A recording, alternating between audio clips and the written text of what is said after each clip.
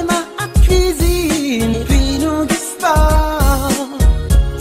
Nous t'égons commencement qu'on a l'affaire au glaçon. N'importe quoi t'as goûté, for just what TV a fini chez nous. Tout bel programme, ou remis where you n'a put it tout pour. N'importe quoi t'as goûté, for just what TV a fini chez nous. N'importe quoi t'as goûté, for just what TV a fini chez nous. Télévision par là, c'est présidentielle là entre vice-président Kamala Harris et ancien président Donald Trump là sous cadre Diaspora TV, commentaires et analyses avec Dr. Morgan Lafalaise, Philippe Augustin et Zico Jousseus. Songez, c'est à partir de 8h p.m. sur 4 Diaspora TV, Haitian American Television on the Move, couvrir Miami-Dade, Broward, Palm Beach, avec toute Treasure Coast là, et vous capable de regarder nous tout online sur 4diaspora.com, YouTube channel 4 Diaspora TV, nous là pour quel que soit côté action hier. Et nous tous nous connaissons déjà et c'est un grand jour et dans l'histoire peuple américain puisque nous connaissons un rendez-vous et chaque à l'aube de 4 ans dans terme un mandat présidentiel et toujours gagné de gros activités qu'a faites. Ça c'est une là-dedans puisque c'est là qui pourra déterminer toute activité, débat qui pourra gagner pour permettre que le peuple américain lui-même de positionner lui par rapport avec 2 candidats qui pourraient briguer post-présidence là ici aux États-Unis. Et je dis à nous-mêmes qui sont Fort Diaspora TV et nous mettons prêts pour nous assister débat et permettre que la communauté haïtienne li bénéficier et débat ça qui pourra le fait et au même tout qui gagne droit pour aller voter et qui est capable mieux positionner par rapport avec ça yo pral gagner comme préférence et ça pral discuter dans gros débat ça pral gagner à ce. C'est un débat qui pral fait dans et National Constitution Center qui est dans Philadelphie dans l'État Pennsylvanie. Et débat ça il pral modéré par deux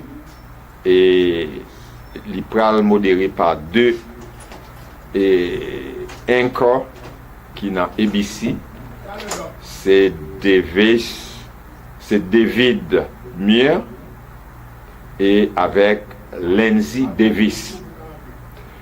Et ça prend une possibilité pour nous étendre des questions qu'a posées et nous-mêmes nous suivre des débat à la lettre et ça va permettre que nous-mêmes nous capables d'avoir une explication sur ça dit et comment et questions yo pour répondre par 2 candidats et c'est là le peuple américain avec tout le monde qui a droit de vote ici pour déterminer qui est pour voter et par rapport avec sensibilité sur des dossiers que nous tous nous connaissons déjà puisque c'est une élection qui pral et gagner en pile et râler menevini parce que et dossier au pral en pile puisque je dis à les États-Unis n'ont qu'un carrefour qui est extrêmement difficile puisque les gagnants pour le faire face avec un pile dossier à l'échelle nationale et à l'échelle internationale.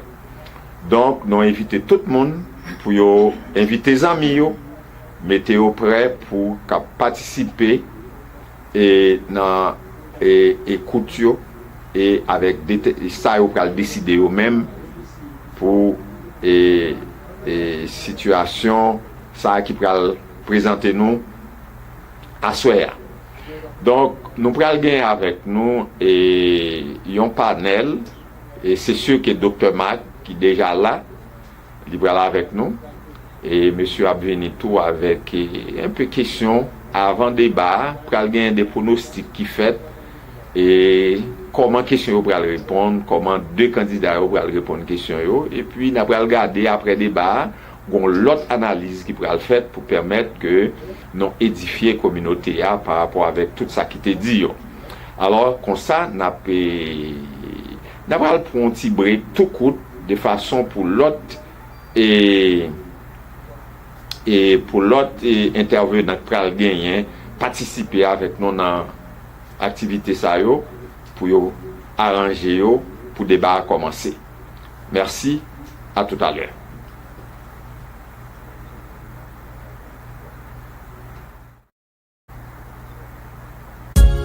Nous t'égons comme un smoke, on a une affaire with blossom. N'est pas quand t'es goûté, for just what TV a finish nous.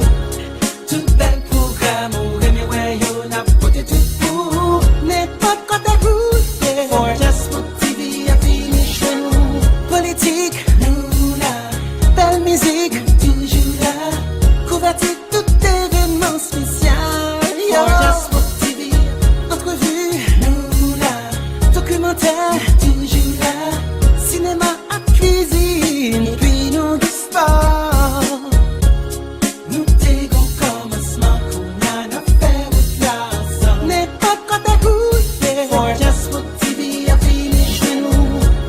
Tout bel programme, ou anywhere you n'a put it pour. N'est pas quand t'es goûté, for just what TV a finish nous. N'est pas quand t'es goûté, for just what TV a finish nous. Salut tout le monde, c'est Caroline Jean-Baptiste avec 4 Diaspo TV.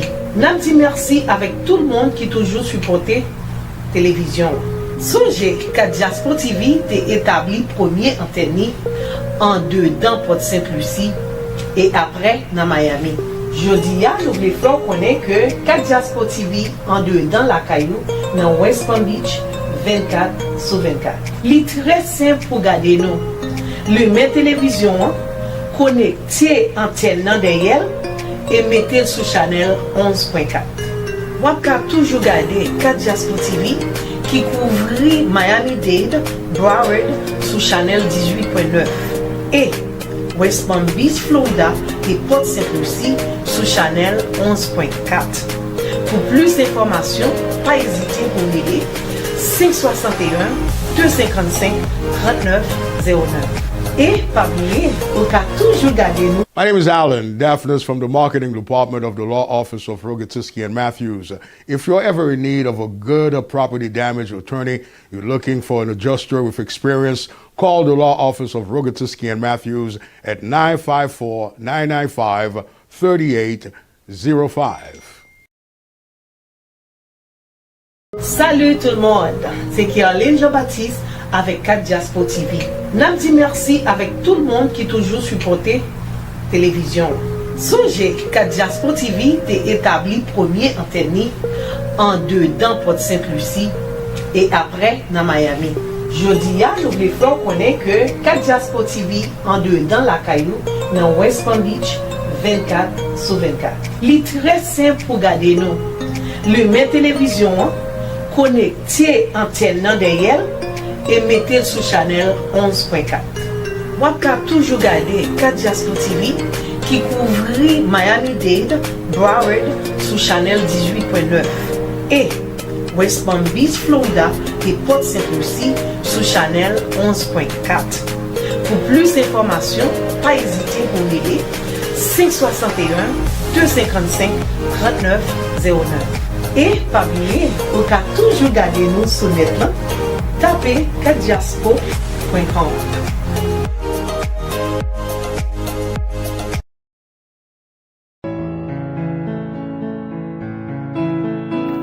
Moi, c'est Alan Daphnis dans le département marketing L'Ange Bleu Funeral and Cremation. Dans L'Ange Bleu Funeral and Cremation, nous croyons funérailles bien préparées, nous renommons. Nous existons pour offrir service funérailles à crémation pour familles pendant qu'ils ont la peine et nous aider à célébrer la vie. Prends le numéro ça, 561 506 07 05. Service nous consistait de enterrement à enterrement immédiat, incinération directe, incinération immédiate, transportation internationale, enterrement privé pour familles ou bien incinération privée. quel que soit côté dans Palm Beach là, ou mettre les 561 506 07 05, c'est 561 506 07 05. L'Ange Bleu Funeral and Cremation situé dans 2401 North Hawaii Road, au Popka, Florida, 32 708. Et nous affiliés à Claude Funeral Home qui est dans la zone côté Koye là.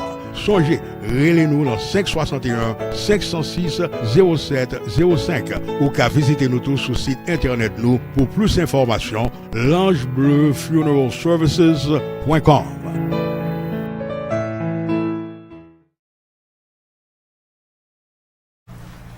Hello there, I am Alan Daphnis. I am telling you the party is about to go down. One of the best nights on November 2nd as we get ready to officially kick off for the holiday season. C'est ça mes amis, c'est pas une très belle fête avec les Schleusleux qu'a fait samedi 2 novembre dans Three Ties Restaurant qui est même localisé dans 269 Southwest Port St. Lucie Boulevard. C'est pas une soirée pour les anciens jeunes et une bonne chance pour nous danser une meilleure artiste haïtien qui va faire une apparition spéciale. M'a parlé de Tantan du groupe La Colle. Donc, ou même qui porte St. Lucie, Fort Pierce, Palm Bay, Jupiter, West Palm Beach, Napton. Songez, c'est samedi 2 novembre. Ou même qui besoin de plus d'informations, il est dans 772 905 84 58. Soirée ça, nous venons en courtoisie Radio Nouvelle Lumière, 4 Diaspora TV et Radio Elite Internationale. Admission, c'est seulement $40. Songez pour les téléphone c'est 772 905 84 58 pour qu'on peut arriver Madame Daphnis personnellement le numéro de téléphone ça tout qui c'est 561 255 39 09.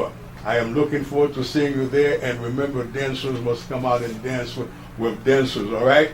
Don't you miss it. Télévision par là c'est présidentielle là entre vice-président Kamala Harris et ancien président Donald Trump, là sous cadre Diaspora TV, commentaires et analyses avec Dr. Marc Lafalaise, Philippe Augustin et Zico Julseus. Songez, c'est à partir de 8h p.m. sur cadre Diaspora TV, Haitian American Television on the Move, couvrir Miami-Dade, Broward, Palm Beach, avec toute Treasure Coast là, et vous capable de regarder nous tout online sur cadrediaspora.com, YouTube channel 4 Diaspora TV. Nous là pour quel que soit côté action hier. A pre-debate show tonight on 4 Diaspora TV today, of course. C'est un plaisir encore pour nous ensemble et pour nous faire une analyse dans le pré-débat que Mme Kamala Harris avec M. Donald Trump qui parlait que le débat commençait à 9h pour 10h30. Donc c'est un plaisir encore pour nous ensemble avec M. Zico, M. Marc Augustin et qui a commencé dans le pré-débat avec nous. L'objectif pré-débat c'est pour nous commencer à alerter et non seulement que l'audience noire de quoi qu'il s'agit, qui est en jeu. Parce que il faut que nous connaissions pour nous comprendre ce qui a passé. Par exemple, nous avons une issue qui involve dans le monde entier, en réalité, the world issue, US and the Caribbean, Middle East and economic issues, women health issues, and immigration. Once again, we want to welcome you to our debate tonight, and this show will probably be an objective one. We're not going to say what someone said or someone believe. We're going to try to be objectively analyze the issue. C'est objectif show à ça. C'est pour nous capables analyser, pour nous informer le public haïtien de qui degré de débat ça est, qui ça représente. Madame Kamala Harris, comme nous connaissons déjà, c'est un ancien prosécuteur et qui a plus de 34 ans d'expérience. Donc on a dit qu'elle n'a pas d'expérience, donc nous disons qu'il a 34 ans d'expérience, plus d'expérience passée ni Ronald Reagan, avant de prendre pouvoir, ni John F. Kennedy, ni George W. Bush, ni George H. Bush. Donc c'est qu'on sentit que, et encore que son monde qui est toujours involved dans l'issue qui quand il dit social issues. Donc, nous connaissons actuellement, mais mettons dit que Donald Trump, c'est seulement 4 ans d'expérience à côté gain, et 4 ans d'expérience d'ailleurs, c'est pas trop d'expérience vraiment vrai, que tu as pensé qu'elle t'a doué à parler de ça, et pour la faire ronge et qui ça qu'elle t'a produit, qui ça qu'elle t'a fait pendant la présidentielle. Donc encore c'est un plaisir encore pour nous welcome monsieur Marc Augustin. Monsieur Marc Augustin, bonsoir, comment il va? Bonsoir Dr. Lafalaise, bonsoir toute communauté haïtienne. Bonsoir Vico. Moi bien content que nous la soir avant débat au moins pour nous capables de dire ça nous passer et pour nous capables de faire mon yo ouais certains points sous débat tout. Bonsoir Zico, comment il va? Au second Marc. Bonsoir Zico. Bonsoir Dr. Marc. Encore. Bonsoir Marc. Et donc ça fait longtemps. Donc nous très bien contents de gagner à soir. Donc même là ou pas présent physiquement avec nous, mais quand même ou fait meilleur de vous-même pour nos points de vue en ligne. Monsieur Marc Augustin, premièrement, parlez-nous de degré d'importance de débat à soir. Qui ça, ce débat, ça veut dire pour ni parti démocrate ni parti républicain? Bon, objectif d'un débat, c'est pour capable juger deux postulants, deux candidats, pour qui est-ce qui est mieux équipé pour capable occuper position. Est-ce que c'est Kamala Harris ou bien est-ce que c'est Donald Trump? Qui gens que nous pouvons faire juger pour nous qui est-ce qui est mieux équipé? C'est dans la façon que vous répondez aux questions qui concernent la population américaine. Cependant, et comme nous t'ai constaté en 2020, en 2020, et même en 2016,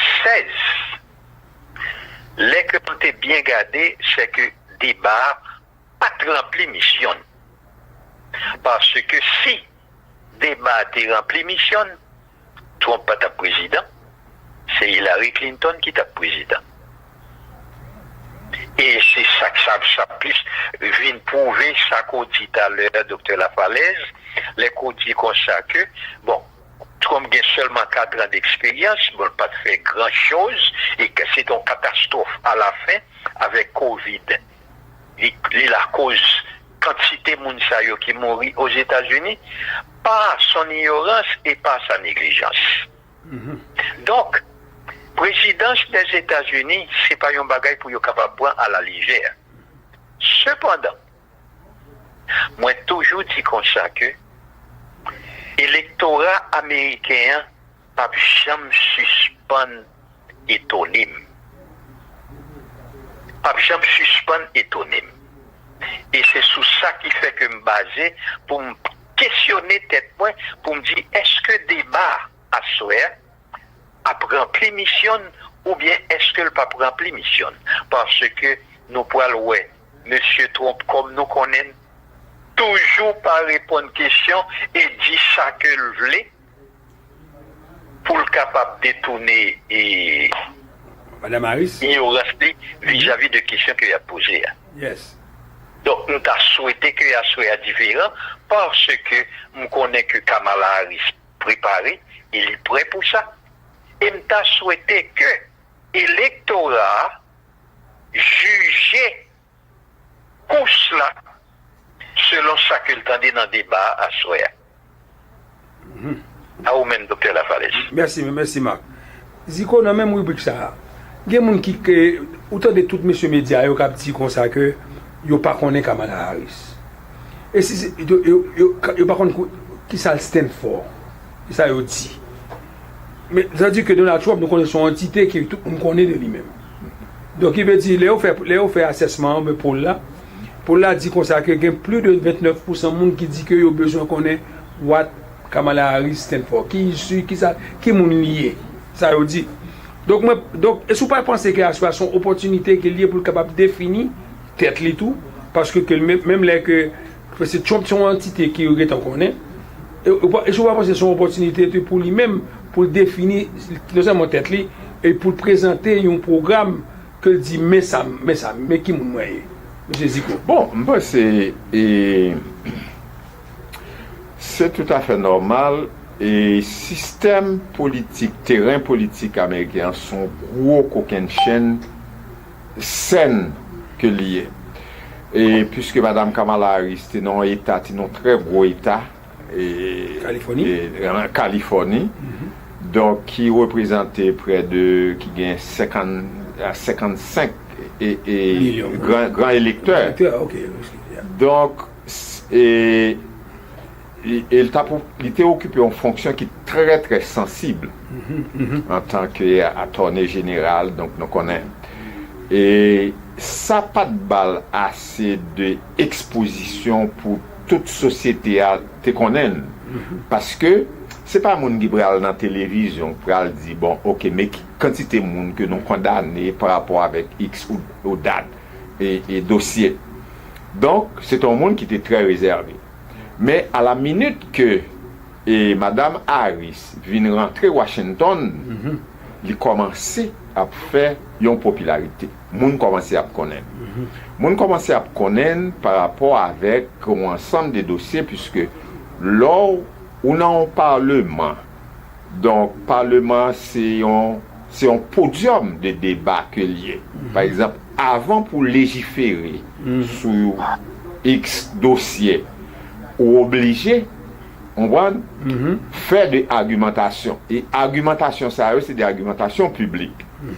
Donc, Madame Harris pral passer dans l'autre niveau, côté qu'elle pral tenter candidat à la présidence, et je pense qu'il n'y a pas de chance vraiment pour l'exposer, puisque là, il pral attirer attention toute population américaine non, pour dire que, et même Madame Zaha, qui offrit tête li, on va, et à la haute fonction, on voit une politique aux États-Unis d'Amérique qui est liée.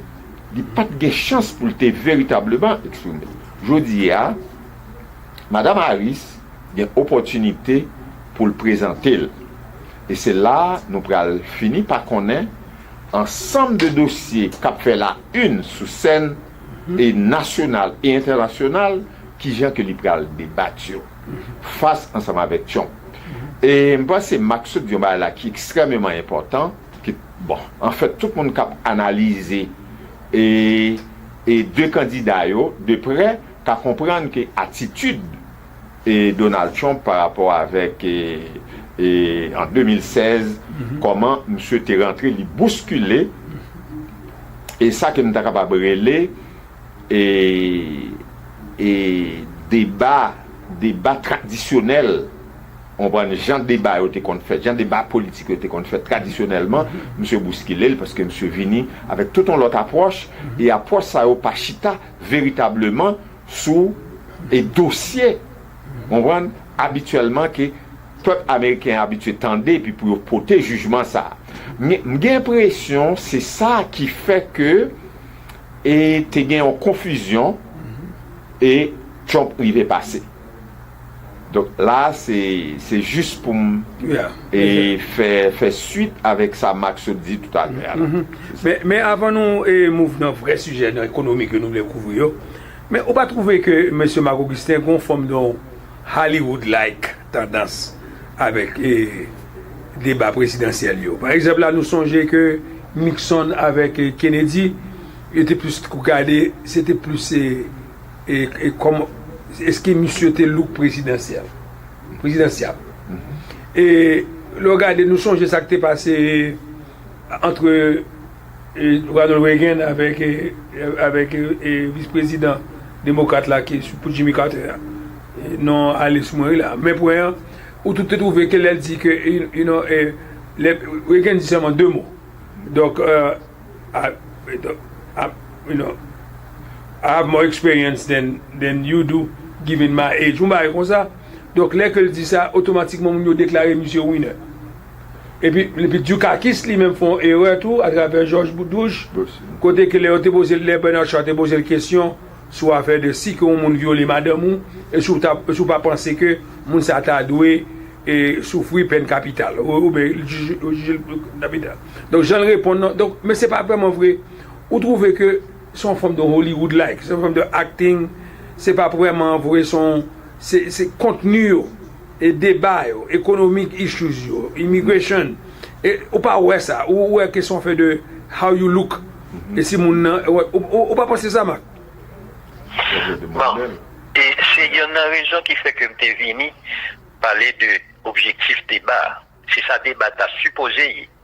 Et si c'est ça débat à supposé, et Trump pas ta président en 2016, c'est Hillary Clinton qui t'a fait.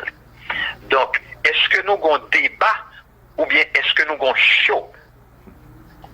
Un show politique ou bien est-ce que son débat que lié? Si toutes les fois son débat que nous gagnons, nous pouvons chita, nous pouvons tendre ça mon dit, nous pouvons analyser ça que je dis et nous pouvons voir qui est qui est capable de vendre tête li mieux dans la présentation que l'autre là. Même pas quoi que c'est ça que nous pouvons voir. Pas quoi que c'est ça que nous pouvons voir. Premièrement, songez que moi toujours dit, et puis concernant la question côté posée avant, et est-ce que Kamala obligé montrer ça que le a fait? Bon, s'il voulait, c'est son bagage qui opte lui-même. Oui. Mais cependant, on regarde des débats passés. Est-ce que Pence, l'était dans débat avec Kamala Harris, il était qu'à 20 têtes li? Ou bien même dans le premier débat avant, est-ce qu'il était 20 têtes li? Qui monde qui te connaît Pence? Alors, qui monde qui connaît J.D. Vance? Exactement. Mais cependant, Kamala Harris, il était commissaire public à Los Angeles, en Californie. Il est sénateur, il fait preuve pendant que tu es dans le Sénat. Et ensuite, il est venu vice-président. Donc, si nous ne parlons pas de ça, si on pas accepté toi ça, on a résumé, au lieu que vous voulez accepter de préférence, résumer Donald Trump, qu'on artiste, fait dans tout business que l'entreprend, menteur, et corrompu, etc., etc. Donc, qui est-ce dans des résumés? C'est ça que fait nous consacrer. L'électorat, ça ne peut jamais suspendre. Étonné. On voit ça que me dit, et songez encore que me dit nous consacrer. Élection ici, décidée de deux façons. Ruse ou intelligence. Bien, il y en a deux parties qui peuvent utiliser ruse seulement pour lui arriver au pouvoir. Nous songeons qui Jean Ducas qui s'était perdu malgré qu'il était devant Napoléon. Oui. Et regardez ça que vous venez avec dans ce maintenant. Pour dire comme ça que Haïtien a mangé chien, Haïtien a mangé chat. Mais il n'y a pas dit Chinois a mangé chien avec chat.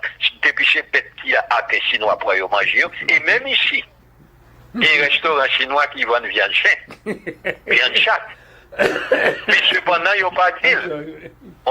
Ils ont cherché un petit groupe ethnique qui paraît insignifiant, qui n'a pas de défense dans le pays, pour celui qui est accusé, même gens qui ont dit comme ça que si c'est en Haïti, il était sorti. Yes. Donc, si Haïtiens ne veulent pas comprendre ça, pour organiser, pour tous nos forces, pour tous nos blocs politiques, pour les qui ont voté, pour voter, même gens qui ont voté en bloc, même gens qui ont Pagnol qui Miami voté en bloc, ils n'ont pas respecté nous. Tout autant que nous n'avons pas prouver tête nous. Ils connaissent que nous là comme force politique. Mais si nous n'avons pas organiser nous, ils n'ont pas respecté nous. Donc c'est une raison qui fait que c'est pour nous capables d'impliquer tout le monde qui est citoyen américain et même chaque pas citoyen américain et surtout jeunes haïtiens. Que c'est ça que fait ici, que c'est ça que saute en Haïti qui dans l'université, qui dans le collège. Parce que l'avenir, c'est dans le meilleur que lié. Merci Marc. Merci. On va tourner avec vous sur les points économiques. Monsieur Zico, alors on va tout faire commenter sur l'action de dis. Mais point, et conseil de sondage qui montre que vous considérez 52% de la population Kounia considérait que Mme Kamala Harris représentait changement. Tandis que 47% par ouais ça de Donald Trump. Donald Trump comme un agent de changement. Alors, pour ça que je viens avec ça, Donald Trump t'a préparé campagne pour aller contre Joe Biden. Monsieur son feeble-minded, monsieur son idiot, monsieur pas une faculté mentale, etc., et physique, etc. Et puis, même quand il y a son président qui échoue, qui tout bagaille, parce que les Kamala Harris viennent paraître là, je pense que Kamala Harris viennent sont énigmes pour monsieur Donald Trump. Par contre, comment pour. Donc, dès que monsieur, il paraît que, d'après tout assessment que nous regardons dans le changement, dans la statistique, même là que il paraît que ça me d'appeler pour poser sous l'idée comment cela se fait que nous avons dit que Donald Trump est plus bon pour l'économie, hein? Quand il y a d'économie, il est plus bon pour l'économie. Quand il y a d'immigration, il est plus bon pour l'immigration. Mais qui phénomène ça? Malgré que il dit que 52% trouvé que Kamala Harris c'est un représenté changement. Bon, ça veut dire que c'est ce qui base. C'est faire pour nous analyser, garder faire et puis garder les résultats qui produit et pour nous porter jugement. Donc je pense que et n'a pas oublié son prix analyse de ça pas le dire, ça peut me poser une question ça. Ouais. Okay. Donc et je pense que non, Donald Trump a passé puisqu'il fait 4 ans dans la présidence là et pratiquement capable de prendre tout et tout ça qui passe, tout fait accumulé et puis regarder pour qui j'en étais performe là-dedans. Donc moi je pense que ce soit sur le plan économique, que ce soit sur le plan immigration, donc donner là pour prouver et qui côté monsieur T. Donc en fin de compte au bras l'ouest en 2020 et qui ça vient de passer puisque monsieur rentré là avec de force et puis monsieur changer paysage politique là. C'est ça que je dis à capable bien forme de débat ça au quoi attendez là. Ou tendez monsieur yo pas chita sous des faits réels. Donc qui ça veut dire et ou prend une minorité et puis ou impliquer l'on bagaille, on voit qui pas aucun fondement. Et toute autorité dans yo prouver que ça monsieur Abdia ça va aucun fondement. Donc alors mais cependant je dis Vince dit dans NPA pour continuer à dire même bagarre là.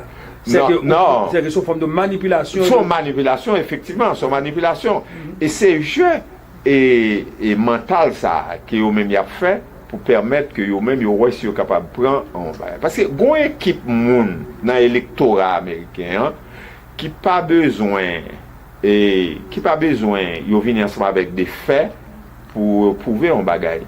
Seulement yo tendez, c'est des fanatiques aveugles et qui tendent un bagage et puis yo même y aller se lancer ça et puis yo fait un slogan ensemble avec lui jusqu'à ce que yo arrive joindre et ça a cherché. Donc je pense que c'est pas à soir nous allons connaître exactement ça va là puisque quand madame Harris gagnait assez de capacité, assez de bagaille pour le dire, en termes de dossier pour permettre que la société américaine lui fait choix et qui est nécessaire pour lui.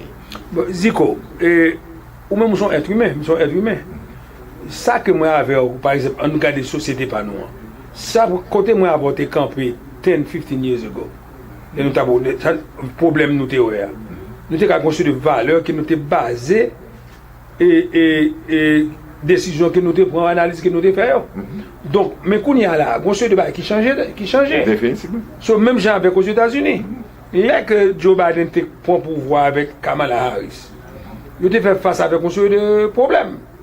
Donc problème ça yo vient avec un seul de intervention économique ou pour capable aider améliorer le système mais kounya là ça qui a été fait face avec lui en 2020 à 2022 à 2021 c'est pas ça qu'on a présenté kounya ou donc c'est que comme humain tout nous sujet à changer idée nous sommes pas pour qui raison que madame Kamala Harris pas présenter ça. Oui, ou gain valeur.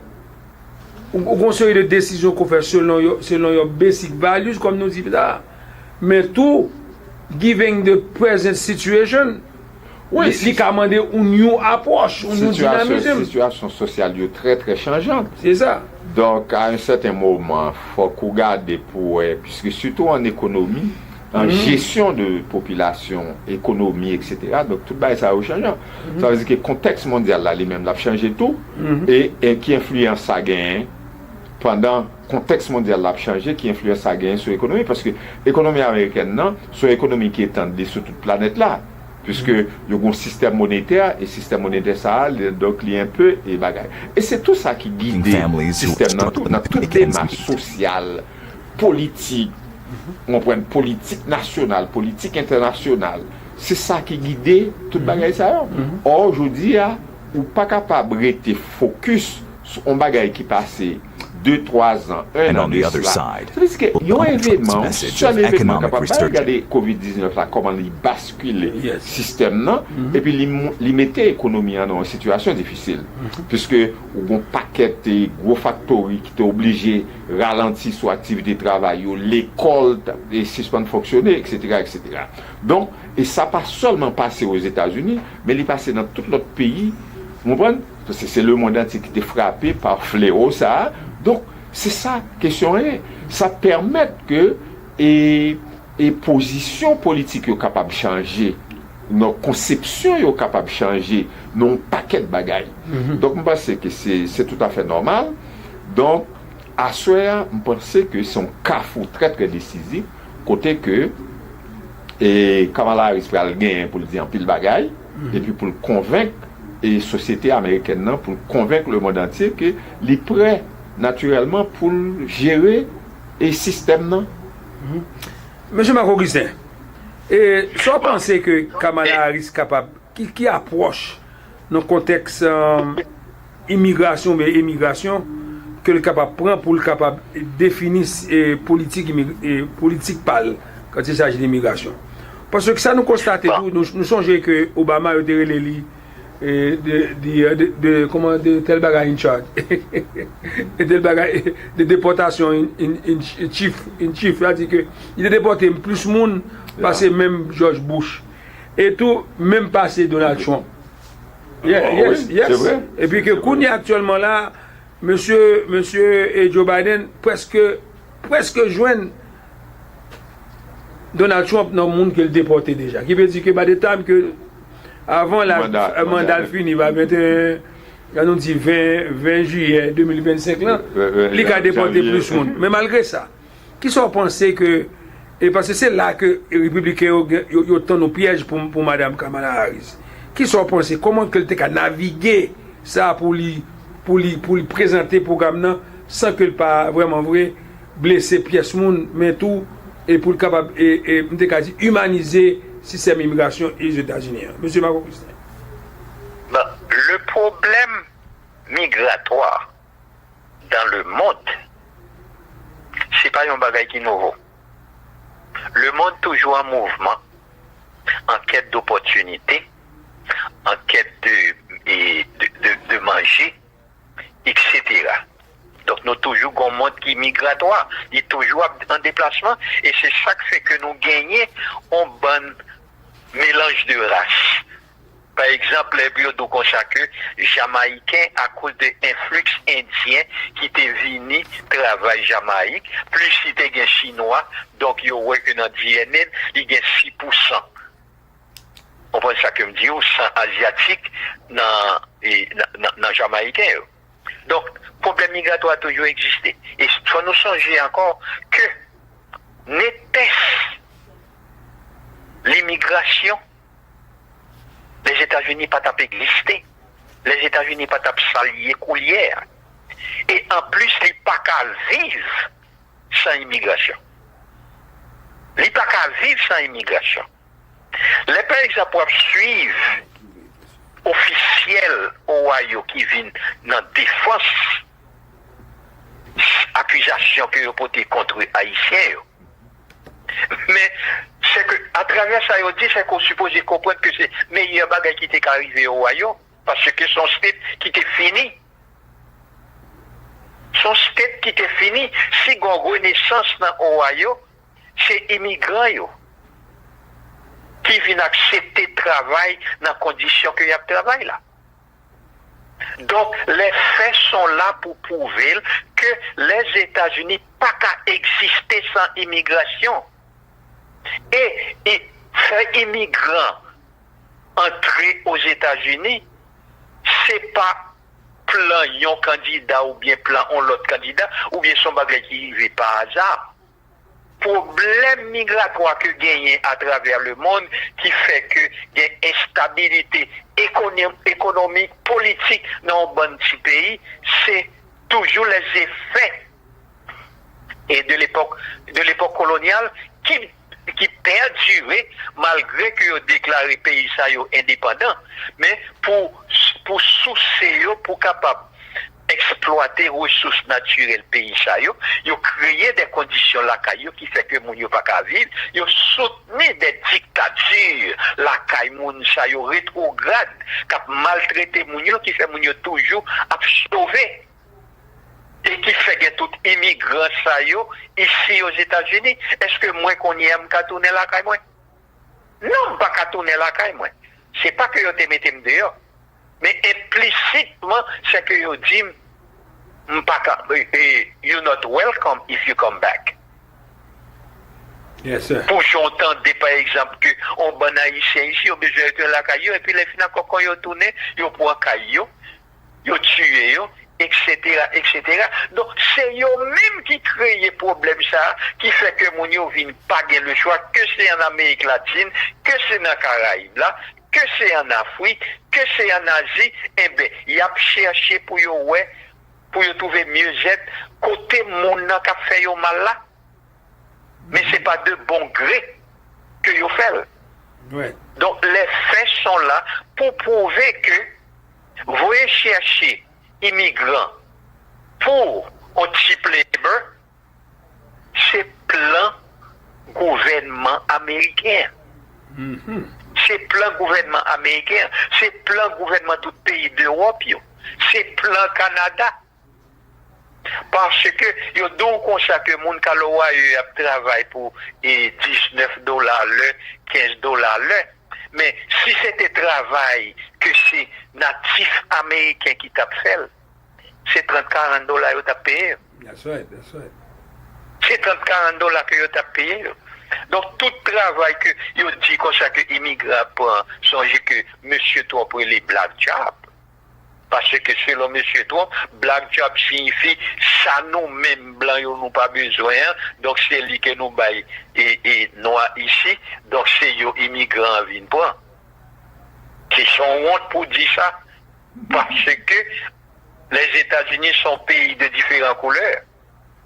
Blanc, jaune, noir, n'importe. Qui ont fait décider qu'il y a un bagage qui est les black jobs. Yeah. Donc c'est que côté pour y attaquer trop, pour faire le déparler, parce que le pas qu'à ballon explication sur lui. Right. Ils n'ont pas attaqué, ils ont même champi le passe dans la campagne ça. C'est ça, c'est ça. Et nous les médias vraiment vrai tout. Pour moi même les médias c'est plus fanfare, c'est plus Hollywood moi ça. Anyway, I swear that moi the Thriller in Philadelphia. Ou changer de Thriller in Manila and Donald Trump c'est George Foreman. Kamala c'est Muhammad Ali. C'est pour venir avec un pile tac, intelligence, pour connaître qui est pour lui démanteler monsieur, démonter monsieur, et puis qui est pour faire sortir que vraiment qu'il y a. Monsieur Zico. Et en plus de ça, il ne faut pas oublier tout pour capable démontrer que le type est malade. Parce que c'est un monde qui gagne un criminal mind. Un criminal mind, pas veut dire un monde qui fait crime, qui a tué monde. Un monde qui a un criminal mind, c'est que un qui est légal pas intéressé. Tout ça qui est illégal, tout ça qui contre la loi, c'est ça qui attire. C'est ça qui fait l'adrénaline monter pour louer si toutes les fois le cabine. Alors, c'est ça dans la psychologie de sociopathic personality. Et bien ça, monsieur Marc. Yes. Ok. Monsieur Zico. Et ma question de volet parce que les marché sur nous connaît nous presque parce que Mac va quitter Mac aller parce que Mac font bon aller là mais même besoin de deux sujets pour moi avec Mac get couvrir là avant que moi aller. OK. Premièrement que nous à Covid. Après Covid ça tout problème Covid te bail. Et Covid affecté l'économie en vrai. Et puis, à cause de Covid, tout, il y a une grosse de changement que, même si les gens ne peuvent pas admettre, qui précipite sur le immigration policy qui change tout. Ouais. Que c'est en dans le pays et que c'est outside. Et même là que Covid, les gens dit que bon, on a prêté au Mexique, qu'on est pour politique Trump là, et puis pour Trump même, c'est ton paquet d'affaires qu'il t'a fait, qu'il t'a kébé au Mexique, et puis il a menacé les Mexicains si on pas fait lui, etc. Bon, c'est pas Colombie. Mais qu'on y a, nous voyons que l'économie improve, nous voyons que l'économie a venu rebondit. Et c'est matter of fact, États-Unis plus rebondi économiquement parlant qu'en pile pays, même passer la Chine, le fait que ça Covid l'a fait, les gars Covid l'a fait. Donc, mais qu'on y a, M. Donald Trump propose lui-même pour les increase tarifs sur toute la proposition, monsieur, c'est que ça gagne, ça cause qu'un pile facteur retourne ici aux États-Unis. Bon, les fait, qu'on y a actuellement une lacune de travailleurs ici. Ouais. Mais les tout facteurs ils ont retourné ici, par exemple. Et pour mettre des tarifs, qui est victime de tarifs, ça, M. Zico? Bon, alors, dans la campagne électorale, toujours une série de bagailles qui dit c'est juste pour attirer perception, c'est juste pour quitter dans la perception mondiale et pratiquement un paquet de sensibilité. Un paquet de monde qui a une sensibilité, des monde qui xénophobes, qui pas étrangers, qui voulaient comme si et m'a dit priorité ensemble avec le système là. Et son pays ethnocentrique tout. Ouais. Politique ethnocentrisme. Oui, définitivement. Okay. Et moi dit par exemple dans l'agriculture. Dans l'agriculture, puisque les États-Unis ont politique, chaque année on compte faire rentrer de milliers de travailleurs saisonniers. Ouais. Donc surtout en Californie, on va regarder pour monsieur pas de problème traverser frontières Mexique là et puis rentrer aux États-Unis et puis venir travailler et puis après ça il retourne la caillou.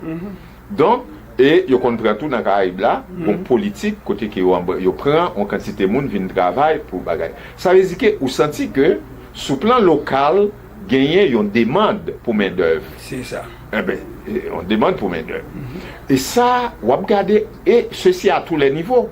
Pas seulement des travailleurs qui viennent une force de travail, mais aussi ou gagner des intellectuels qui sortent dans le pays ensemble avec de très avancés, avec des skills qui viennent bailler ou rendre service ici aux États-Unis. Donc nous disons déjà, ça veut dire que parler de questions d'immigration, ça va le dire exactement, puisque dans le premier mandat, ou ce dit tout à l'heure, Trump t'a dit, il va agir sur politique immigration, etc. Il va montrer de gros et mûr pour empêcher les immigrants sortir de Mexique pour rentrer ici.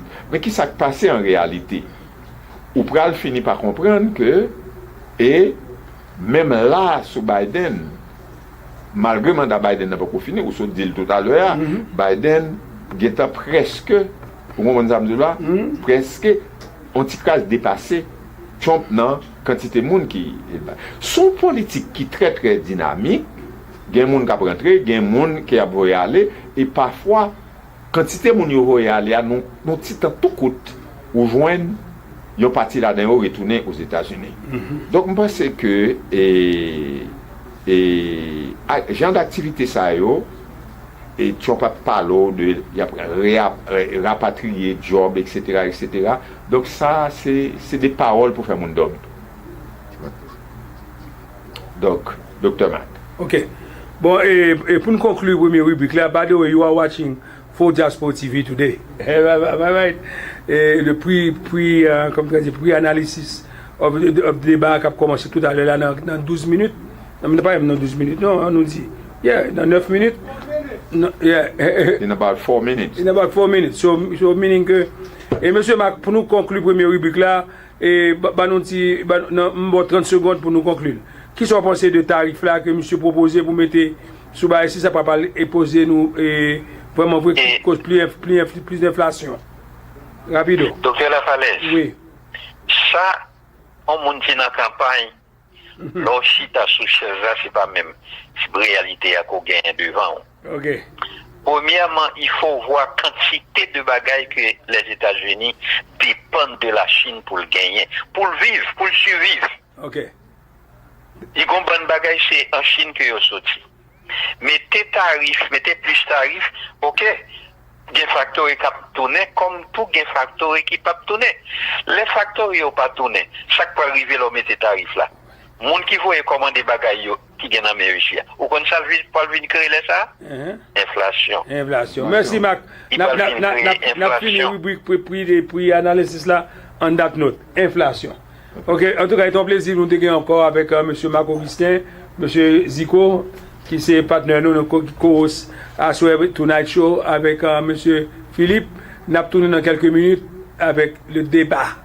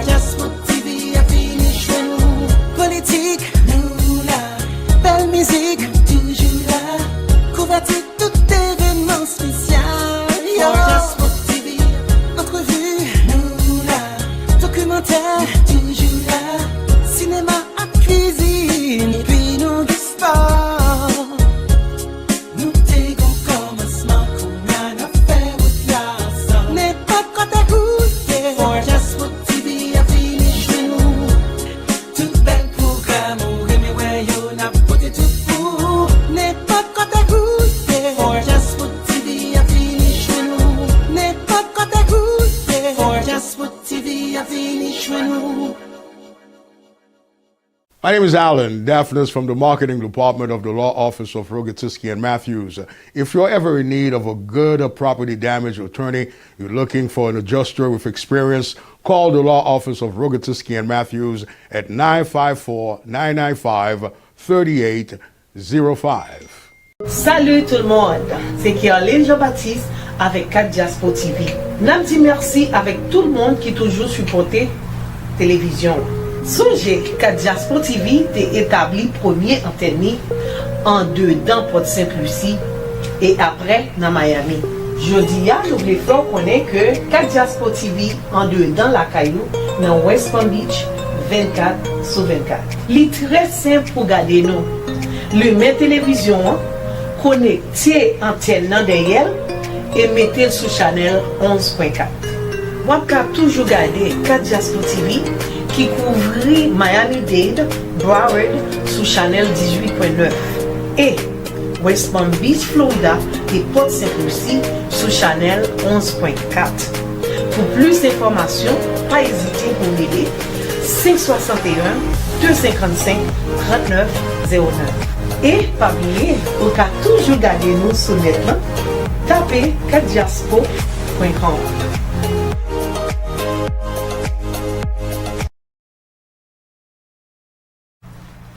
Hello there, I am Alan Daphnis. I am telling you the party is about to go down. One of the best nights on November 2nd as we get ready to officially kick off the holiday season. C'est ça mes amis, c'est pas une très belle fête avec les Fleu qui a fait samedi 2 novembre dans Three Ties Restaurant qui est même localisé dans 269 Southwest Port St. Lucie Boulevard. C'est pas une soirée pour les anciens jeunes et une bonne chance pour nous danser une meilleure artiste haïtien qui va faire une apparition spéciale. M'a parlé de Tantan du groupe La Colle. Donc, ou même qui Port St. Lucie, Fort Pierce, Palm Bay, Jupiter, West Palm Beach, Napton. Songez, c'est samedi 2 novembre. Pour même que vous avez plus d'informations, relais dans 772 905 84 58. Soirée ça, nous venons en courtoisie Radio Nouvelle Lumière, 4 Diaspo TV et Radio Elite Internationale. Admission, c'est seulement $40. Songez pour les téléphone c'est 772 905 84 58 ou bien que doit aller Madame Daphnis personnellement le numéro de téléphone ça tout qui c'est 561 255 39 09. I am looking forward to seeing you there and remember dancers must come out and dance with dancers, all right? Don't you miss it. Télévision pour là c'est la présidentielle là entre vice-président Kamala Harris et ancien président Donald Trump, là sous cadre Diaspora TV, commentaires et analyses avec Dr. Marc Lafalaise, Philippe Augustin et Zico Juseus. Songez, c'est à partir de 8h p.m. sur cadre Diaspora TV, Haitian American Television on the Move, couvrir Miami-Dade, Broward, Palm Beach, à toute Treasure Coast là, et vous capable de regarder nous tout online sur cadrediaspora.com, YouTube channel Cadre Diaspora TV, nous là pour quel que soit côté action hier.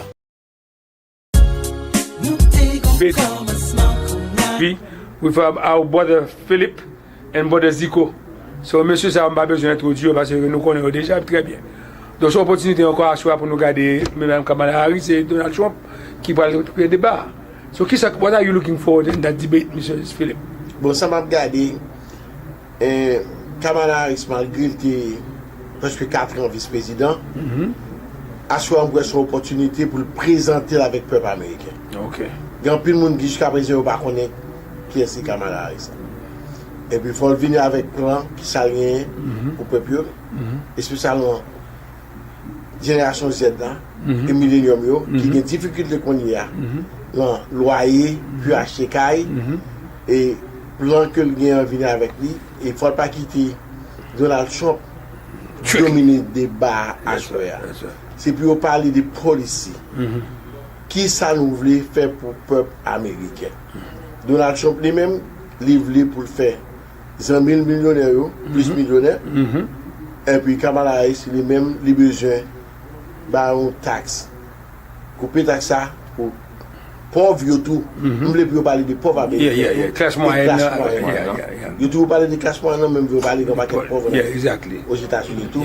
Qui gens pour aider les gens sortir la pauvreté. Entrer dans la classe moyenne. Et non seulement entrer dans la classe moyenne, c'est lui qui moteur les États-Unis. Si les États-Unis sont puissants aujourd'hui, c'est à cause des classes moyennes. Et c'est à cause des GI. Après la Deuxième Guerre mondiale, où il y a plein de monde qui est éduqué, qui fait les États-Unis côté de l'IA. What about you, Zico? What's the main thing that you're looking forward? Bon, moi-même, je vais regarder 2 bagailles. Et alors, disons 3, puisque je vais regarder Open Statement. Parce que Open Statement, là, je vais dire pile bagaille. Et des 2 côtés. Et ensuite, on va regarder développement, et on va regarder des closing arguments. Donc, 3 compartiments ça, dans le débat, ils vont déterminer qui ça va et comment que vous allez dire et candidat. Okay, that sounds good. En tout cas, moi-même, what I'm looking forward for is the thriller in Philadelphia. Because I'm looking for the prosecutor and the convict. So, but on the, no issue que je pense que Philippe, que nous devons, que Kamala Harris doit faire une différence, c'est nos issue économique. Parce que jusqu'à présent, Donald Trump leading dans tout sondage, c'est lui-même qui a trouvé qui est capable de bénéficier pour l'économie si qu'elle monte. Je pense que ça sont mythes pour Kamala Harris find a way pour neutraliser Donald Trump. Et puis, furthermore, je pense que l'affaire immigration. C'est pour montrer que l'immigration, yes, son problème lié, et puis que les willing pour tackler. Mais tout, pendant ce temps, tout, il faut que les... Faut que les tout et faire une entrée pour montrer que comment pour humaniser l'affaire immigration, parce que toute la journée, c'est toujours, il y a parlé d'immigrants mal, pour ces immigrants qui problème pays. Donc ça me pense que ça, Kamala Harris has a plate full. Où est-ce que là? C'est ça dit vous-même. Gros aspect dans l'économie qui est l'indice de la misère. L'indice de la misère, c'est taux d'emploi avec chômage dans le pays. Les gens regardent le taux d'emploi là, où comme ça, par exemple, presque fait depuis plus de 50 ans. Et le travail que Biden a créé, aujourd'hui, et pas toute l'administration qui fait. Et je vais retourner avec même ça, pendant la guerre froide, avec Jodia, Parti démocrate là, dans 52 millions de jobs qui créent, Parti démocrate a créé 51 millions de jobs. Ça n'a pas gagné à sortir de ça. On a parlé d'inflation. On regarde les côtés inflation pendant la pandémie. Je dis à qui côté lié, ça dit qu'il y a un progrès qu'a fait. Et l'autre aspect que je parlé, on a parlé des gaz. Nous, le prix gaz là a baissé en pile, c'est-à-dire dans la bonne direction. Et tout le monde qui investit dans ce stock market là, qui est fort monde qui, nous allons regarder, juste garder statement que vous voyez pour voir, ou après combien de cop qu'on fait dans le stock market, de combien de temps sur Donald Trump, on a parlé de 45 millions. Yes. Ok? Dow Jones. On regarde des Standard & Poor's, combien ils montent, combien de compagnies, on a regardé GAFAM, ça me dit pas GAFAM, ou une compagnie comme Google, ou Amazon, ok? Ou Facebook, et qu'on a Nvidia, Nvidia, on va faire confuse. Ok? Nvidia. Ou bien Amazon, ou bien tout les compagnies, ou bien Microsoft. Yes. Et ok? États-Unis, mon autre bail qui fait, n'a pas les compagnies pour Elon Musk. Ou bien le premier trillionnaire. Nous va parler Bino, n'a pas la trillionnaire. Elon Musk. Que Donald Trump après les Léons. Ouais. Son cognitive decline est lié, que personne ne va discuter sur ça. Yes. Et on voit well asware. Yes. Même si on note well de Joe Biden, on peut voir mental problème que Donald Trump a asware. Mais malheureusement, parti républicain, pas qu'à retirer les trop tard. C'est-à-dire qu'il faut faire tout le bulletin encore et pas oublier c'est lui qui me met parti. S'il met parti, c'est lui qui peut être tête pour contre lui. Moi, je crois que Kamala Harris est en bonne voie. Et pour me finir, nous avons regardé comme nous avons trois États qui créent ça que nous avons Blue Wall. Blue Wall, yeah. Nous avons regardé Pennsylvania. Nous avons regardé Michigan. Yes. Nous avons regardé Wisconsin. Gon l'autre ouverture qui vient faire.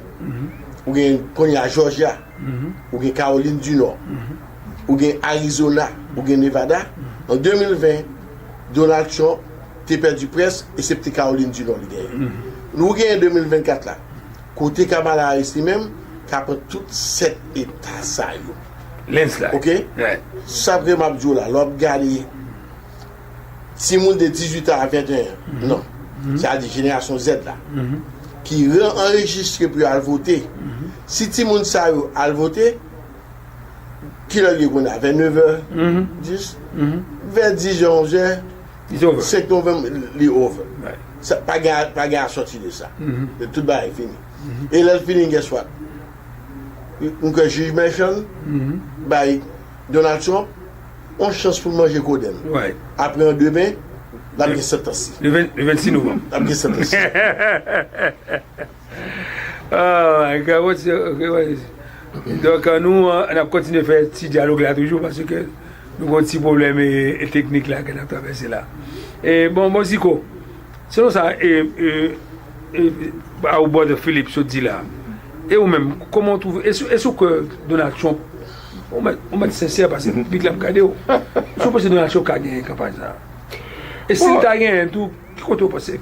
Bon, élection, toujours c'est surprise. Yes. Et moi, et personnellement, en 2020, et je ne pas attendre moins à ce que les résultats tapent close comme ça. Jamais. Puisque je pensais, après tout ça que mon apprend de Trump, et puis me dit, ah, gon l'autre bagaille, il faut mon très très prudent dans l'analyse qu'on va faire. Donc, la très, faut nous très très prudent. Donc, je pense que, quand il y a une surprise, il faut nous attendre à toute bagaille puisque c'est l'élection. Normal, l'élection. Non, pas quoi qui est close donc. Parce que l'on fait 300 voix électorales. Au besoin de 270. 270. Il n'est pas tellement close. C'est pour le monde capable de payer à diviser. Non, alors ça, comme ça, comparativement Peyi a divize en pile. Comparativement ensemble avec 2008 et avec Obama. You look at Aurora in Colorado. They are taking over the towns. They're taking over buildings. They're going in violently. These are the people that she and Biden led into our country, and they're destroying our country. They're dangerous. They're at the highest level of criminality, and we have to get them out. We have to get them out fast. I created one of the greatest economies in the history of our country. I'll do it again and even better. We are going to get to immigration and border security during this debate, but I would like to let Vice President Harris respond on the economy here. Well, I'd love to. Let's talk about what Donald Trump left us. Donald Trump left us the worst unemployment since the Great Depression. Donald Trump left us the worst public health epidemic in a century. Donald Trump left us the worst attack on our democracy since the Civil War. And what we have done is clean up Donald Trump's mess. What we have done and what I intend to do is build on what we know are the aspirations and the hopes of the American people. But I'm going to tell you all in this debate tonight, you're going to hear from the same old tired playbook, a bunch of lies, grievances, and name calling. What you're going to hear tonight is a detailed,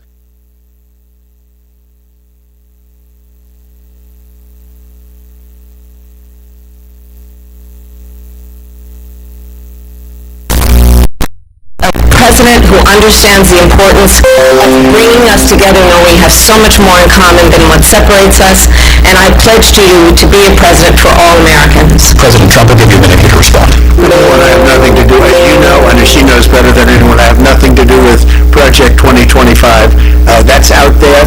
I haven't read it. I don't want to read it purposely. I'm not going to read it. This was a group of people that got together. They came up with some ideas, I guess some good, some bad, but it makes no difference. I have nothing to do. Everybody knows I'm an open... knows what I'm going to do. Cut taxes very substantially and create a great economy like I did before. We had the greatest economy. We got hit with a pandemic, and the pandemic was not since 1917 where 100 million people died. Has there been anything like it? We did a phenomenal job with the pandemic. We handed them over a country where the economy and where the stock market was for the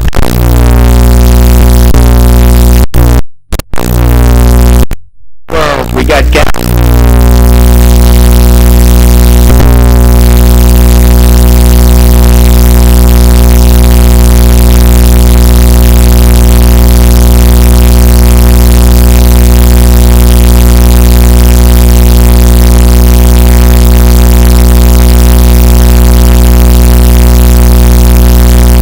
I'll let you respond. so Donald Trump has no plan for you. And when you look at his economic plan, it's all about tax breaks for the richest people. I am offering what I describe as an opportunity economy, and the best economists in our country, if not the world, have reviewed our relative plans for the future of America. What Goldman Sachs has said is that Donald Trump's plan would make the economy worse, mine would strengthen the economy. What the Wharton School has said is Donald Trump's plan would actually explode the deficit. 16 Nobel laureates have described his economic plan as something that would increase inflation and by the middle of next year would invite a recession. You just have to look at where we are and where we stand on the issues. And I'd invite you to know that Donald Trump actually has no plan for you because he is more interested in defending himself than he is in looking out for you. That's just a soundbite that gave her that to say. Look, I went to the Wharton School of Finance, and many of those professors, the top professors, think my plan is a brilliant plan. It's a great plan. It's a plan that's going to bring up our worth, our value as a country. It's going to make people want to be able to go and work and create jobs and create a lot of good, solid money for our country. And just to finish off, she doesn't have a plan. She copied Biden's plan, and it's like 4 sentences, like run, spot, run. 4 sentences that are just, oh, we'll try and lower taxes. She doesn't have a plan. Take a look at her plan. She doesn't have a plan. Mr. President, I do want to drill down on something you both brought up. The Vice President brought up your terror tariffs, you responded, and let's drill down on this, because your plan is what she calls is essentially a national sales tax. Your proposal calls for tariffs, as you pointed out here, on foreign imports across the board. You recently said that you might double your plan, posing tariffs up to 20% on goods coming into this country. As you know, many economists say that with tariffs at that level, costs are then passed on to the consumer. Vice President Harris has argued it'll mean higher prices on gas, food, clothing, medication, arguing it costs a typical family nearly $4,000 a year. Do you believe Americans can afford higher prices because of tariffs? They're not going to have higher prices. Who's going to have higher prices is China and all of the countries that have been ripping us off for years. I was the only president ever. China was paying us hundreds of billions of dollars, and so were other countries. And, you know, if she doesn't like them, they should have gone out and they should have immediately cut the tariffs. But those tariffs are there 3.5 years now under their administration. We are going to take in billions of dollars, hundreds of dollars. I had no inflation, virtually no inflation. They had the highest inflation perhaps in the history of our country. Seen a worse period of time. People can't go out and buy cereal or bacon or eggs or anything else. The people of our country are absolutely dying with what they've done. They've destroyed the economy. And all you have to do is look at a poll. The polls say 80 and 85 and even 90% that the Trump economy was great, that their economy was terrible. Vice President Harris, I do want to ask for your response. And you heard what the president said there, because the Biden administration did keep a number of the Trump tariffs in place. So how do you respond? Well, let's be clear that the Trump administration resulted in a trade deficit, one of the highest we've ever seen in the history of America. He invited trade wars. You want to talk about his deal with China? What he ended up doing is, under Donald Trump's presidency, he ended up selling American chips to China to help them improve and modernize their military, basically sold us out, when a policy about China should be in making sure the United States of America wins the competition for the 21st century, which means focusing on the details of what that requires, focusing on relationships with our allies, focusing on investing in American-based technology so that we win the race on AI, on quantum computing, focusing on what we need to do to support America's workforce so that we don't end up having on the short end of the stick in terms of workers' rights.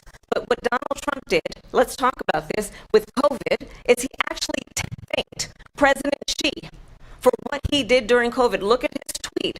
Thank you, President Xi, exclamation point, when we know that Xi was responsible for lacking and not giving us transparency about the origins of COVID. President Trump, will let you respond. First of all, they bought the chips from Taiwan. We hardly make chips anymore because of philosophies like they have and policies like they have. I don't say her because she has no policy. Everything that she believed 3 years ago and 4 years ago is out the window. She's going to my philosophy now. In fact, I was going to send her a MAGA hat. She's gone to my philosophy. But if she ever got elected, she'd change it. And it will be the end of our country. She's a Marxist. Everybody knows she's a Marxist. Her father's a Marxist professor in economics, and he taught her well. But when you look at what she's done to our country, and when you look at these millions and millions of people that are pouring into our country monthly, where it's, I believe, 21 million people, not the 15 that people say, and I think it's a lot higher than the 21. That's bigger than New York State pouring in to our country. They're criminals. Many of these people coming in are criminals, and that's bad for our economy too. You know, you mentioned before, we'll talk about immigration later. Well, bad immigration is the worst thing that can happen to our economy. They have, and she has, destroyed our country with policy that's insane. Almost policy that you'd say they have to hate our country. President Trump, thank you. Lindsay? I want to turn to the issue of abortion. President Trump, you've often touted that you were able to kill Roe v. Wade. Last year, you said that you were proud to be the most pro-life president in American history.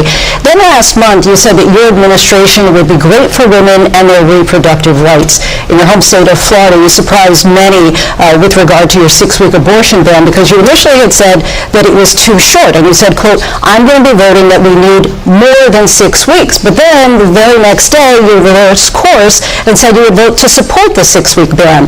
Vice President Harris says that women shouldn't trust you on the issue of abortion because you've changed your position so many times. Therefore, why should they trust you? So the reason I'm doing that vote is because the plan is, as you know, the vote is, they have abortion in the 9th month. They even have, and you can look at the governor of West Virginia, the previous governor of West Virginia, not the current governor, who's doing an excellent job, but the governor before, he said the baby will be born and we will decide what to do with the baby. In other words, we'll execute the baby. And that's why I did that, because that predominates, because they're radical. The Democrats are radical in that.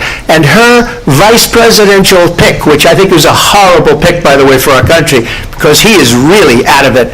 But her vice presidential pick says abortion in the 9th month is absolutely fine. He also says execution after birth. It's execution, no longer abortion, because the baby is born, is okay. And that's not okay with me, hence the vote. But what I did is something for 52 years they've been trying to get Roe v. Wade into the states. And through the genius and heart and strength of 6 Supreme Court justices, we were able to do that. Now, I believe in the exceptions for rape, incest, and life of the mother. I believe strongly in it. Ronald Reagan did also. 85% of Republicans do exceptions. Very important. But we were able to get it, and now states are voting on it. And for the first time, you're going to see, look, this is an issue that's torn our country apart for 52 years. Every legal scholar, every Democrat, every Republican, liberal, conservative, they all wanted this issue to be brought back to the states where the people could vote. And that's what happened. Now, Ohio, the vote was somewhat liberal. Kansas, the vote was somewhat liberal, much more liberal than people would have thought. But each individual state is voting. It's the vote of the people now. It's not tied up in the federal government. I did a great service in doing it. It took courage to do it. And the Supreme Court had great courage in doing it. And I give tremendous credit to those 6 justices. There is no state in this country where it is legal to kill a baby after it's born. Madam Vice President, I want to get your response to President Trump. Well, as I said, you're going to hear a bunch of lies, and that's not actually a surprising fact. Let's understand how we got here. Donald Trump hand-selected 3 members of the United States Supreme Court with the intention that they would undo the protections of Roe v. Wade. And they did exactly as he intended. And now in over 20 states, there are Trump abortion bans, which make it criminal for a doctor or nurse to provide health care. In one state, it provides prison for life. Trump abortion bans that make no exception even for rape and incest, which understand what that means.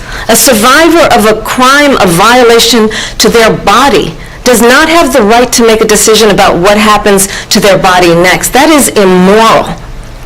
And one does not have to abandon their faith or deeply held beliefs to agree. The government, and Donald Trump certainly, should not be telling a woman what to do with her body. I have talked with women around our country. You want to talk about this is what people wanted? Pregnant women who want to carry a pregnancy to term, suffering from a miscarriage, being denied care in an emergency room because the healthcare providers are afraid they might go to jail, and she's bleeding out in a car in the parking lot. She didn't want that. Her husband didn't want that. A 12 or 13-year-old survivor of incest being forced to carry a pregnancy to term? They don't want that. And I pledge to you, when Congress passes a bill to put back in place the protections of Roe v. Wade, as President of the United States, I will proudly sign it into law. But understand, if Donald Trump were to be reelected, he will sign a national abortion ban. Understand, in his Project 2025, there would be a national abortion, a monitor that would be monitoring your pregnancies, your miscarriages. I think the American people believe that certain freedoms, in particular the freedom to make decisions about one's own body, should not be made by the government. Thank you, Vice President Harris. Well, there she goes again. It's a lie. I'm not signing a ban, and there's no reason to sign a ban, because we've gotten what everybody wanted. Democrats, Republicans, and everybody else, and every legal scholar wanted it to be brought back into the states, and the states are voting. And it may take a little time, but for 52 years, this issue has torn our country apart, and they've wanted it back in the states. And I did something that nobody thought was possible. The states are now voting. What she says is an absolute lie. And as far as the abortion ban, no, I'm not in favor of abortion ban, but it doesn't matter, because this issue has now been taken over by the states. Would you veto a national abortion ban if it Well, I won't have to, because again, two things. Number one, she said she'll go back to Congress. She'll never get the vote. It's impossible for her to get the vote, especially now with the 50-50, essentially 50-50 in both Senate and the House. She's not going to get the vote. She can't get the vote. She won't even come close to it. So it's just talk. You know what it reminds me of? When they said they're going to get student loans terminated, and it ended up being a total catastrophe. The student loans, and then her, I think probably her boss, if you call him a boss, he spends all his time on the beach. But look, her boss went out and said, we'll do it again, we'll do it a different way. And he went out, got rejected again by the Supreme Court. So all these students got taunted with this whole thing about this whole idea. And how unfair that would have been, part of the reason they lost, to the millions and millions of people that had to pay off their student loans. They didn't get it for free. But they were saying it's the same way that they talked about that they talk about abortion. But if I could just get a yes or no, because your running mate, J.D. Vance, has said that you would veto it if it did come to your desk. Well, I didn't discuss it with J.D. in all fairness. J.D., and I don't mind if he has a certain view, but I think he was speaking for me, but I really didn't. Look, we don't have to discuss it, because she'd never be able to get it, just like she couldn't get student loans. They couldn't get student loans. They didn't even come close to getting student loans. They taunted young people and a lot of other people that had loans. They can never get this approved. So it doesn't matter what she says about going to Congress. Well, wonderful, let's go to Congress, do it. But the fact is that for years they wanted to get it out of Congress and out of the federal government, and we did something that everybody said couldn't be done. And now you have a vote of the people on abortion. Vice President Harris, I want to give you your time to respond, but I do want to ask, would you support any restrictions on a woman's right to an abortion? I absolutely support reinstating the protections of Roe v. Wade, and as you rightly mentioned, nowhere in America is a woman carrying a pregnancy to term and asking for an abortion. That is not happening. It's insulting to the women of America. And understand what has been happening under Donald Trump's abortion bans.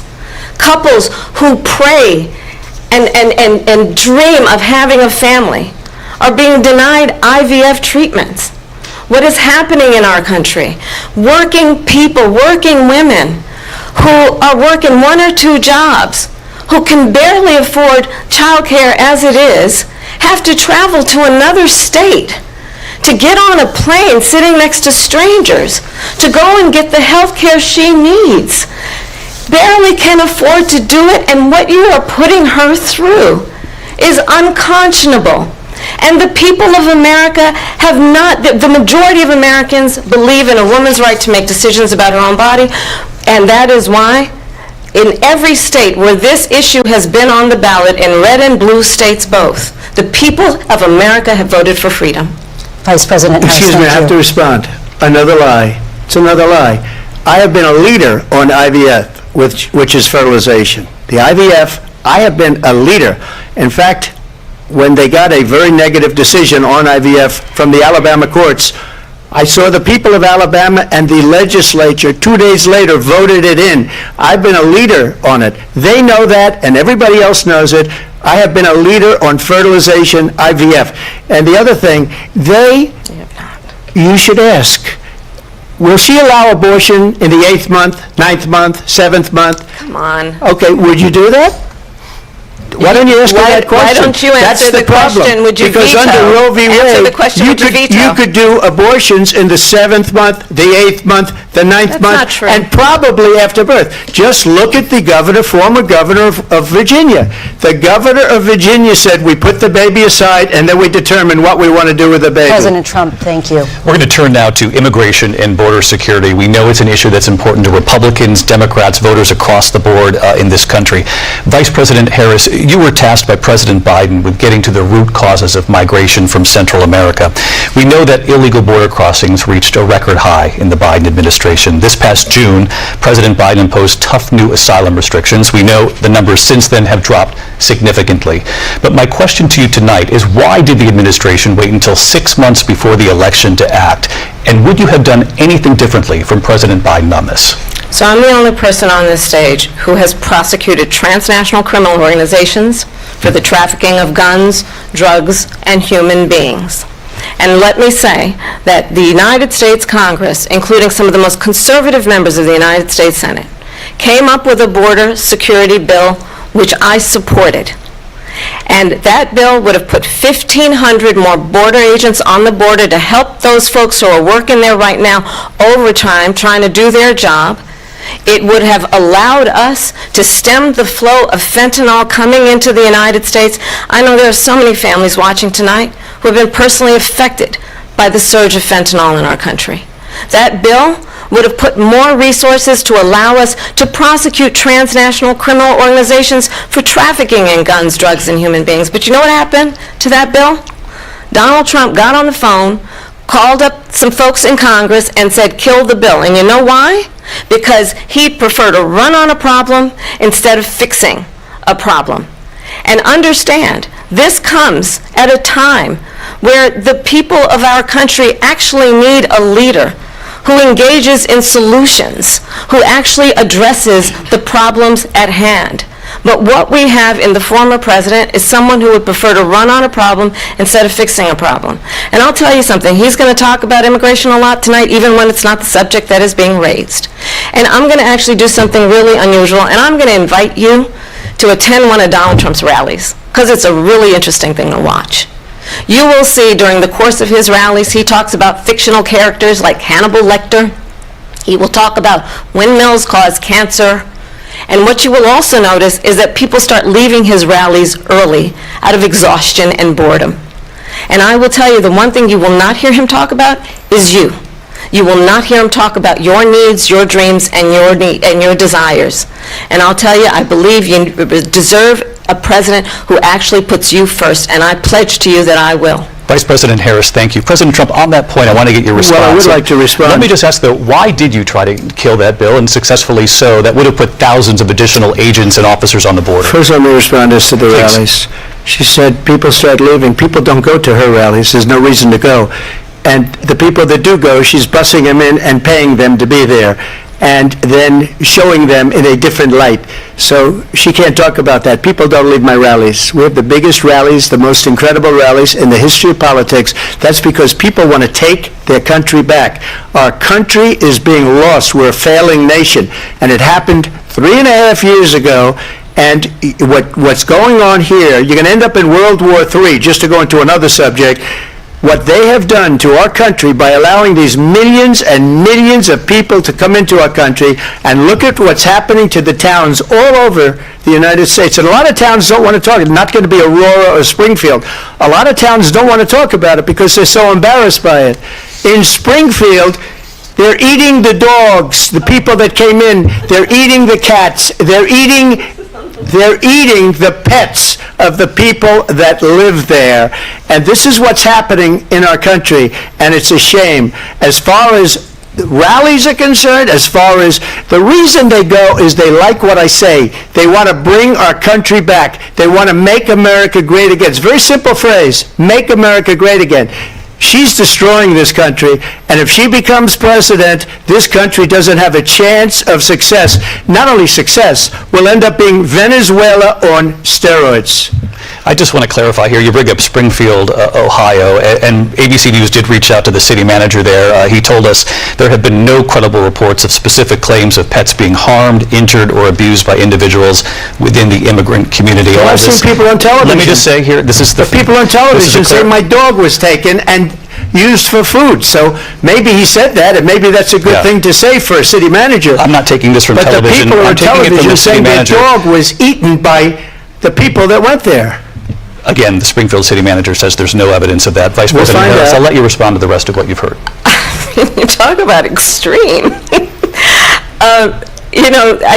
This is, I think, one of the reasons why in this election I actually have the endorsement of 200 Republicans who have formerly worked with President Bush, Mitt Romney, and John McCain, including the endorsement of former Vice President Dick Cheney and Congress member Liz Cheney. And if you want to really know the inside track on who the former president is, if he didn't make it clear already, just ask people who have worked with him. His former chief of staff, a 4-star general, has said he has contempt for the Constitution of the United States. His former national security advisor has said he is dangerous and unfit. His former Secretary of Defense has said the nation, the Republic, would never survive another Trump term.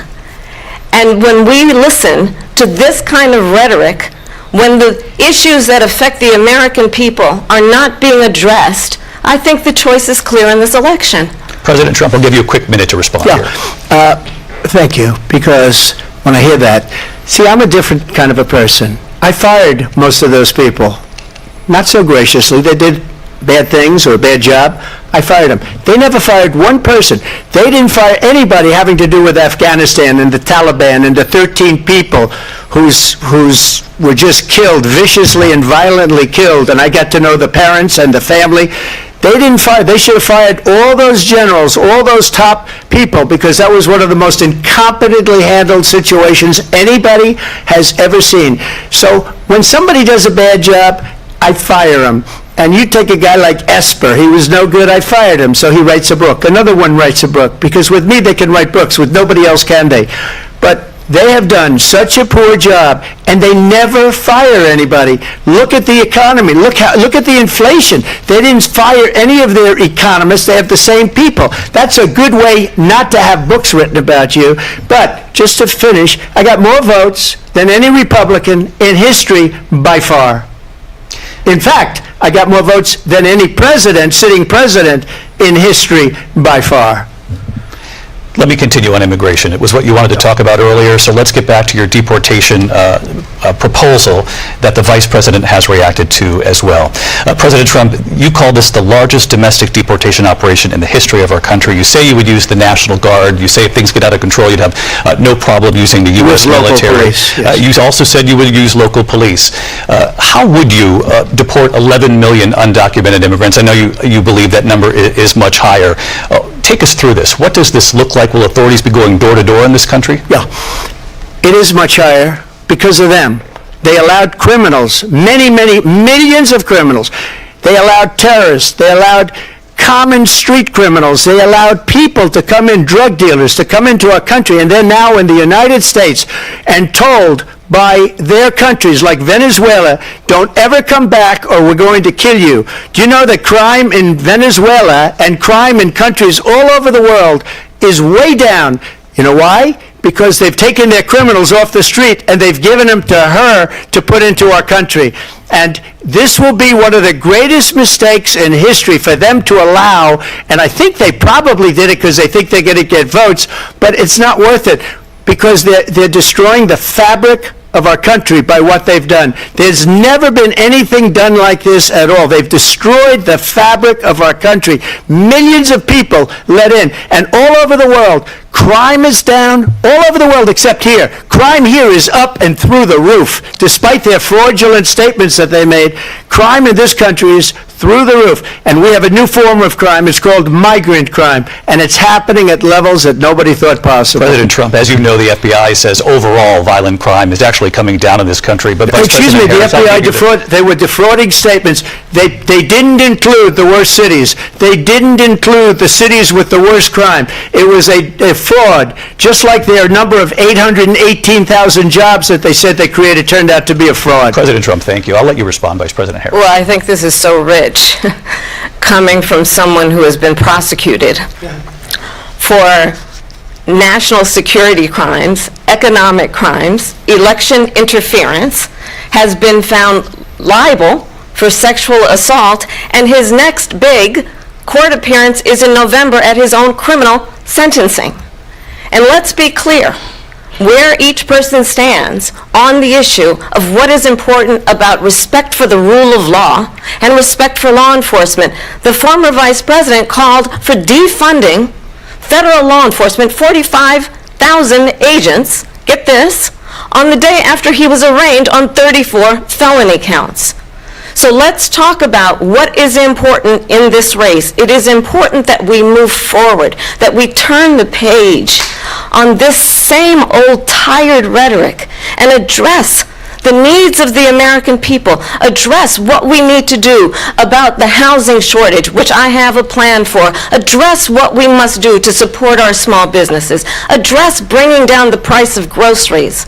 But frankly, the American people are exhausted with this same old tired playbook. Vice President Harris, thank you. Excuse me. Every one of those cases was started by them against their political opponent, and I'm winning most of them, and I will win the rest on appeal. And you saw that with the decision that came down just recently from the Supreme Court. I'm winning most of them. But those are cases, it's called weaponization. Never happened in this country. They weaponized the Justice Department. Every one of those cases was involved with the DOJ, from Atlanta and Fani Willis to the Attorney General of New York and the DA in New York. Every one of those cases. And then they say, oh, he's a criminal. They're the ones that made them go after me. By the way, Joe Biden was found essentially guilty on the documents case. And what happened in my documents case? They said, oh, that's the toughest of them all. A complete and total victory. 2 months ago, it was thrown out. It's weaponization, and they used it, and it's never happened in this country. They used it to try and win an election. They're fake cases. President Trump, thank you. A really quick response here, Vice President Harris, on this notion of weaponization of the Justice Department. Well, let's talk about extreme and understand the context in which this election in 2024 is taking place. The United States Supreme Court recently ruled that the former president would essentially be immune from any misconduct if he were to enter the White House again. Understand, this is someone who has openly said he would terminate, I'm quoting, terminate the Constitution of the United States, that he would weaponize the Department of Justice against his political enemies. Someone who has openly expressed disdain for members of our military. Understand what it would mean if Donald Trump were back in the White House with no guardrails, because certainly we know now the court won't stop him. We know J.D. Vance is not going to stop him. It's up to the American people Vice President Harris, thank you. Lindsay? Vice President Harris, in your last run for president. Weaponized, please. This is the one that weaponized, not me. She weaponized. I probably took a bullet to the head because of the things that they say about me. They talk about democracy. I'm a threat to democracy. They're the threat to democracy with a fake Russia investigation that went nowhere. We have a lot to get to. Lindsay? Vice President Harris, in your last run for president, you said you wanted to ban fracking. Now you don't. You wanted mandatory government buyback programs for assault weapons. Now your campaign says you don't. You supported decriminalizing border crossings. Now you're taking a harder line. I know you say that your values have not changed. So then why have so many of your policy positions changed?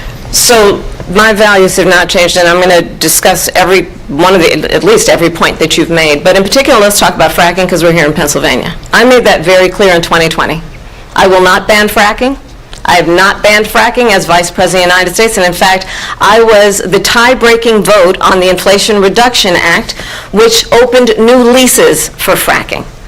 My position is that we have got to invest in diverse sources of energy so we reduce our reliance on foreign oil.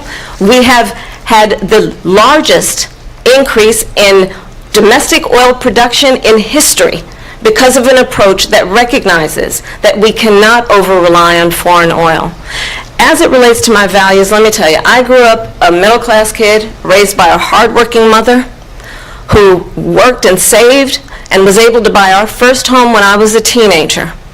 The values I bring to the importance of home ownership, knowing not everybody got handed $400 million on a silver platter and then filed bankruptcy 6 times, is a value that I bring to my work to say we are going to work with the private sector and home builders to increase by 3 million homes by the end of my first term. My work that is related to having a friend when I was in high school who was sexually assaulted by her stepfather. And my focus then on protecting women and children from violent crime is based on a value that is deeply grounded in the importance of standing up for those who are most vulnerable.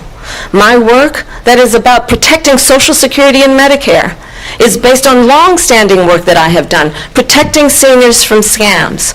My values have not changed. And what is important is that there is a president who actually brings values and a perspective that is about lifting people up and not beating people down and name-calling. The true measure of the leader is the leader who actually understands the strength is not in beating people down, it's in lifting people up. I intend to be that president. President Trump, your Well, first of all, I wasn't given $400 million. I wish I was. My father was a Brooklyn builder, Brooklyn, Queens, and a great father, and I learned a lot from him. But I was given a fraction of that, a tiny fraction, and I built it into many, many billions of dollars, many, many billions. And when people see it, they are even surprised. So we don't have to talk about that. Fracking, she's been against it for 12 years. Defund the police, she's been against that forever. She gave all that stuff up very wrongly, very horribly, and everybody's laughing at it, okay? They're all laughing at it. She gave up at least 12 and probably 14 or 15 different policies. Like, she was big on defund the police. In Minnesota, she went out, wait a minute, I'm talking now, if you don't mind, please. Does that sound familiar? She went out in Minnesota and wanted to let criminals that killed people, that burned down Minneapolis, she went out and raised money to get them out of jail. She did things that nobody would ever think of. Now she wants to do transgender operations on illegal aliens that are in prison. This is a radical left liberal that would do this. She wants to confiscate your guns, and she will never allow fracking in Pennsylvania. If she won the election, fracking in Pennsylvania will end on day one. Just to finish one thing, so important in my opinion. So I got the oil business going like nobody has ever done before. When they took over, they got rid of it, started getting rid of it, and the prices were going up the roof. They immediately let these guys go to where they were. I would have been 5 times, 4 times, 5 times higher, because you're talking about 3.5 years ago. They got it up to where I was because they had no choice, because the prices of energy were quadrupling and doubling. You saw what happened to gasoline. So they said, let's go back to Trump. But if she won the election, the day after that election, they'll go back to destroying our country, and oil will be dead, fossil fuel will be dead, we'll go back to windmills, and we'll go back to solar, where they need a whole desert to get some energy to come out. You ever see a solar plant? By the way, I'm a big fan of solar, but they take 400, 500 acres of desert soil. These are not good things for the environment, as she understands. Thank you. Lindsay, thank you. We have an election in just 56 days. And I want to talk about the peaceful transfer of power, which, of course, we all know is a cornerstone of our democracy, and the role of a president in a moment of crisis. Mr. President, on January 6th, you told your supporters to march to the Capitol. You said you would be right there with them. The country and the world saw what played out of the Capitol that day, the officers coming under attack. Aides in the West Wing say you watched it unfold on television off the Oval Office. You did send out tweets, but it was more than 2 hours before you sent out that video message telling your supporters to go home. Is there anything you regret about what you did on that day? You just said a thing that isn't covered. Peacefully and patriotically, I said during my speech, not later on. peacefully and patriotically. And nobody on the other side was killed. Ashley Babbitt was shot by an out-of-control police officer that should have never, ever shot her. It's a disgrace. But we didn't do this group of people that have been treated so badly.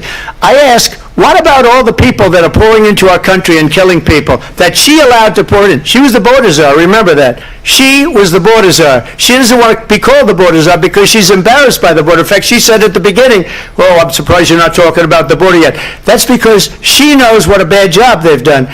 What about those people? When are they going to be prosecuted? When are these people from countries all over the world, not just South America, they're coming in from all over the world, David, all over the world, and crime rates are down all over the world because of it. But let me just when are those people going to be prosecuted? When are the people that burned down Minneapolis going to be prosecuted? Or in Seattle, they went into Seattle, they took over a big percentage of the city of Seattle. When are those people going to be prosecuted? But let me just ask you. You might ask her that question. You were the president. You were watching it unfold on television. It's a very simple question as we move forward toward another election. Is there anything you regret about what you did on that day? Yes or no? I had nothing to do with that other than they asked me to make a speech. I showed up for a speech. I said, I think it's going to be big. I went to Nancy Pelosi and the mayor of Washington, D.C., and the mayor put it back in writing, as you know.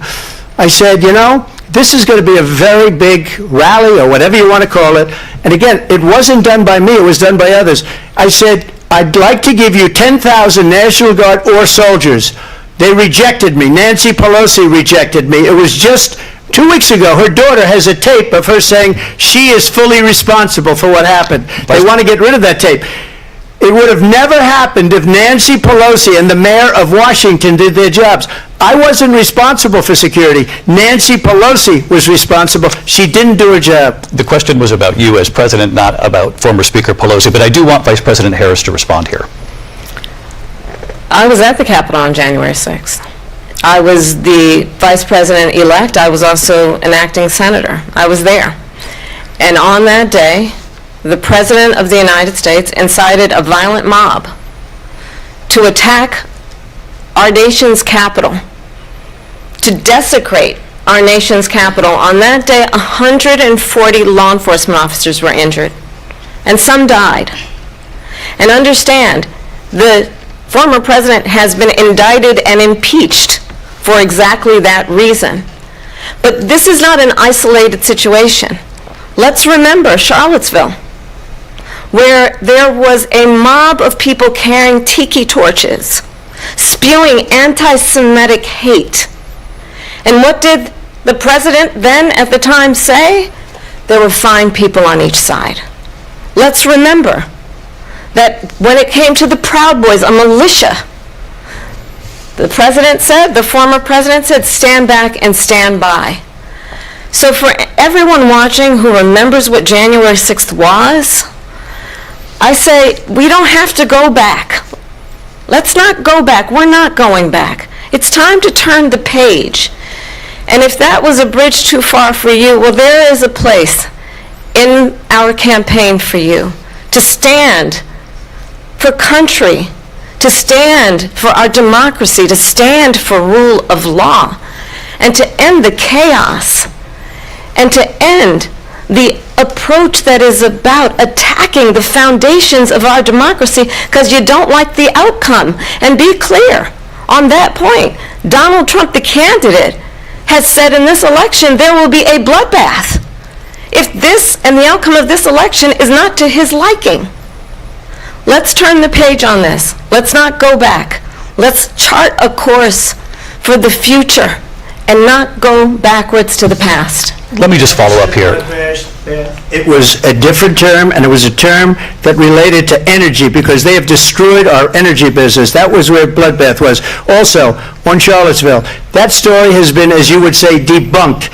Laura Ingraham, Sean Hannity, Jesse, all of these people, they covered it. If they go an extra sentence, they will see it was perfect. It was debunked in almost every newspaper, but they still bring it up, just like they bring 2025 up. They bring all of this stuff up. I ask you this, you talk about the Capitol. Why are we allowing these millions of people to come through on the southern border. How come she's not doing anything? And I'll tell you what I would do, and I would be very proud to do it. I would say we would both leave this debate right now. I'd like to see her go down to Washington, D.C. during this debate, because we're wasting a lot of time. Go down to, because she's been so bad, it's so ridiculous. Go down to Washington, D.C. and let her sign a bill to close up the border, because they have the right to do it. They don't need bills. They have the right to do it. The President of the United States, you'll get him out of bed, you'll wake him up at 4 o'clock in the afternoon, you'll say, come on down to the office, let's sign a bill. If he signs a bill that the border is closed, all he has to do is say it to the Border Patrol, who are phenomenal. If they do that, the border is closed. Mr. Those President, people are killing many people, unlike J6. We talked immigration here tonight. I do want to focus on this next issue to both of you, because it really brings us this into focus, truth in these times that we're living in. Mr. President, for 3.5 years after you lost the 2020 election, you repeatedly falsely claimed that you won, many times saying you won in a landslide. In the past couple of weeks leading up to this debate, you have said, quote, you lost by a whisker, that you, quote, didn't quite make it, that you came up a little bit short. Are you now acknowledging that you lost in 2020? No, I don't acknowledge that at all. I said that sarcastically. You know that. It was said, oh, we lost by a whisker. That was said sarcastically. Look, there's so much proof. All you have to do is look at it, and they should have sent it back to the legislatures for approval. I got almost 75 million votes, the most votes any sitting president has ever gotten. I was told if I got 63, which was what I got in 2016, you can't be beaten. The election, people should never be thinking about an election as fraudulent. We need two things. We need walls, and we have to have it. We have to have borders, and we have to have good elections. Our elections are bad. And a lot of these illegal immigrants coming in, they're trying to get them to vote. They can't even speak English. They don't even know what country they're in practically. And these people are trying to get them to vote. And that's why they're allowing them to come into our country. I did watch all of these pieces of video. I didn't detect the sarcasm, lost by a whisker, we didn't quite make it. And we should just point out here as clarification, and you know this, you and your allies, 60 cases in front of many judges, many of them No judge looked at it. And said they said no we didn't have standing. That's the other thing. They said we didn't have standing, a technicality. Can you imagine a system where a person in an election doesn't have standing? The President of the United States doesn't have standing. That's how we lost. If you look at the facts, and I'd love to have you do a special on it, I'll show you Georgia, and I'll show you Wisconsin, and I'll show you Pennsylvania, and I'll show you, we have so many facts and statistics, but you know what? That doesn't matter, because we have to solve the problem that we have right now. That's old news, and the problem that we have right now is we have a nation in decline, and they have put it into decline. We have a nation that is dying, David. Mr. President, thank you. Vice President Harris, you heard the President there tonight. He said he didn't say that he lost by a whisker, so he still believes he did not lose the election that was won by President Biden and yourself.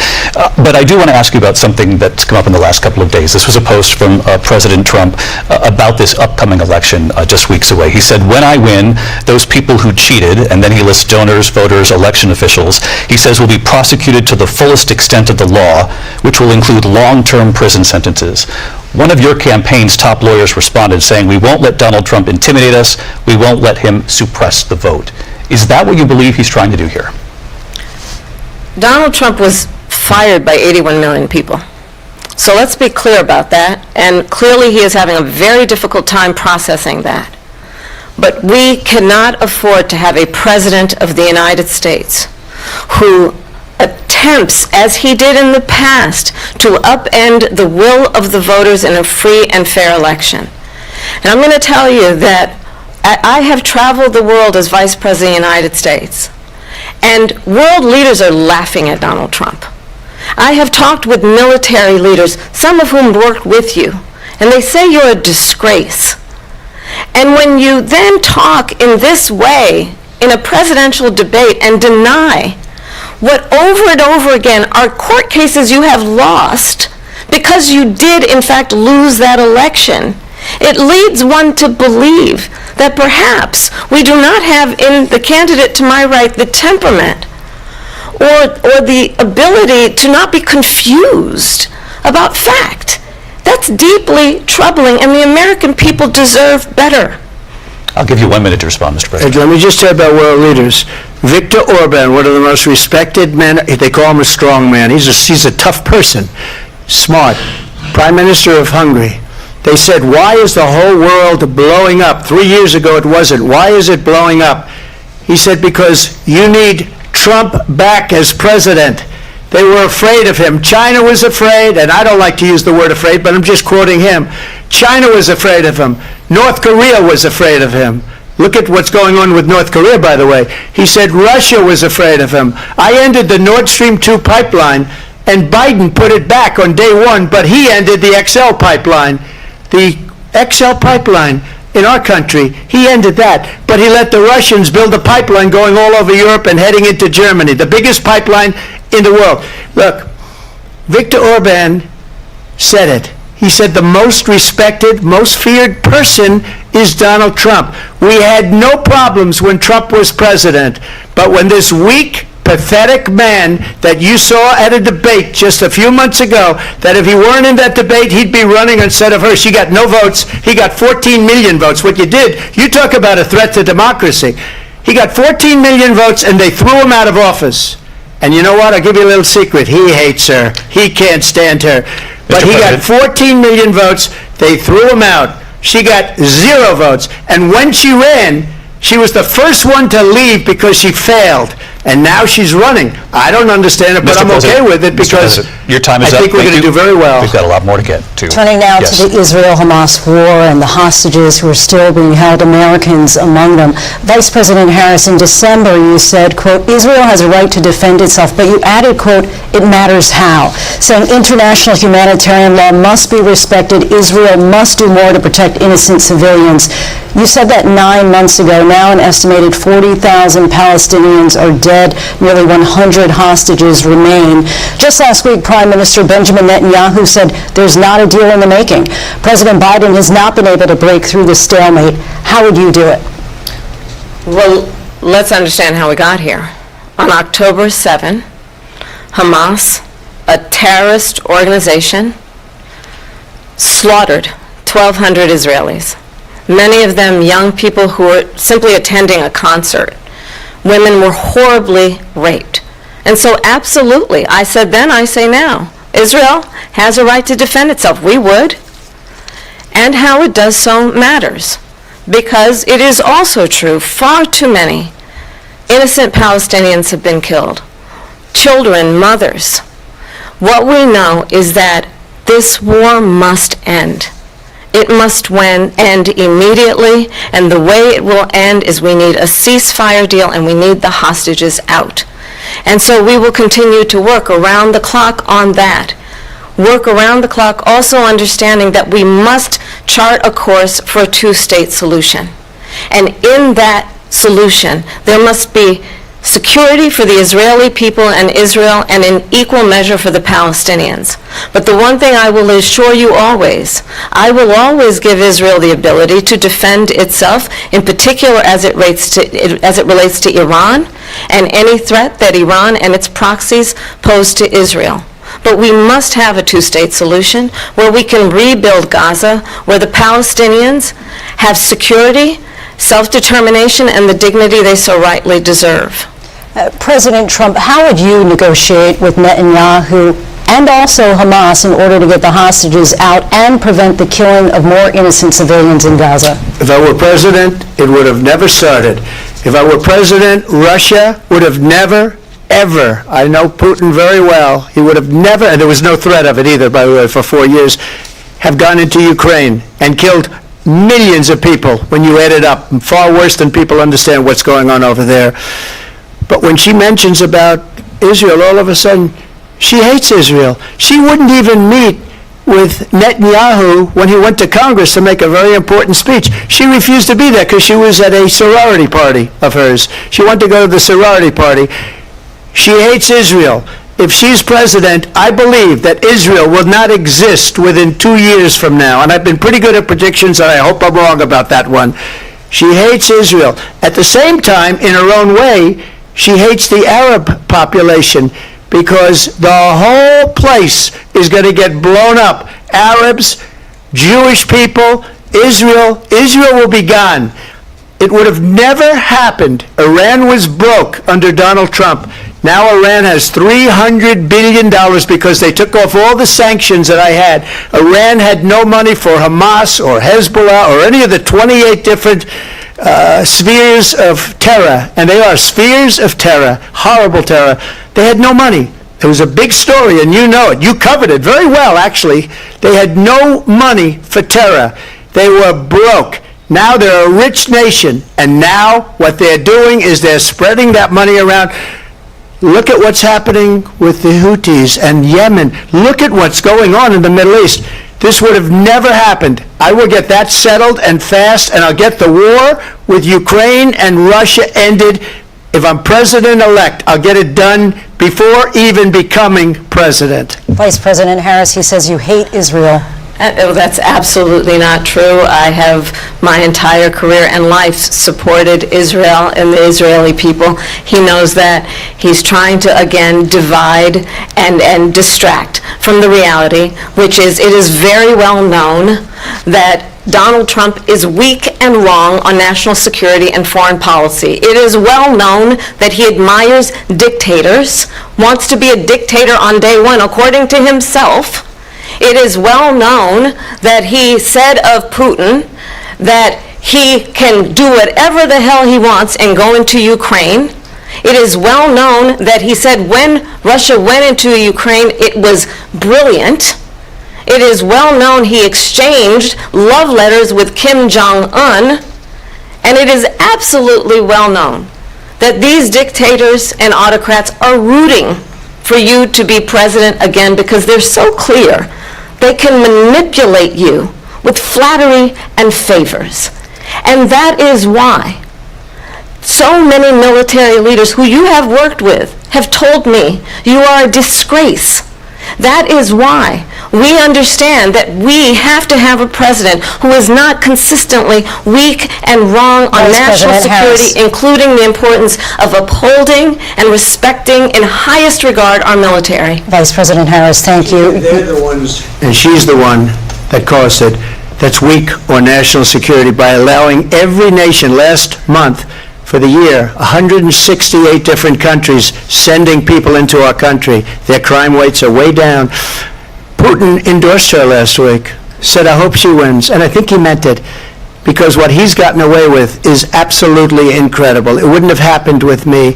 The leaders of other countries think that they're weak and incompetent, and they are. They're grossly incompetent. And I just ask one question.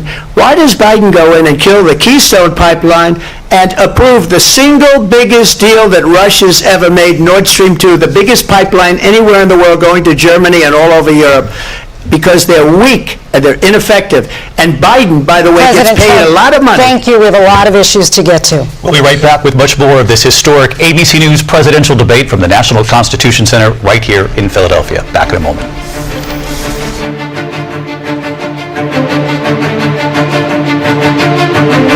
The ABC News presidential debate will continue after this.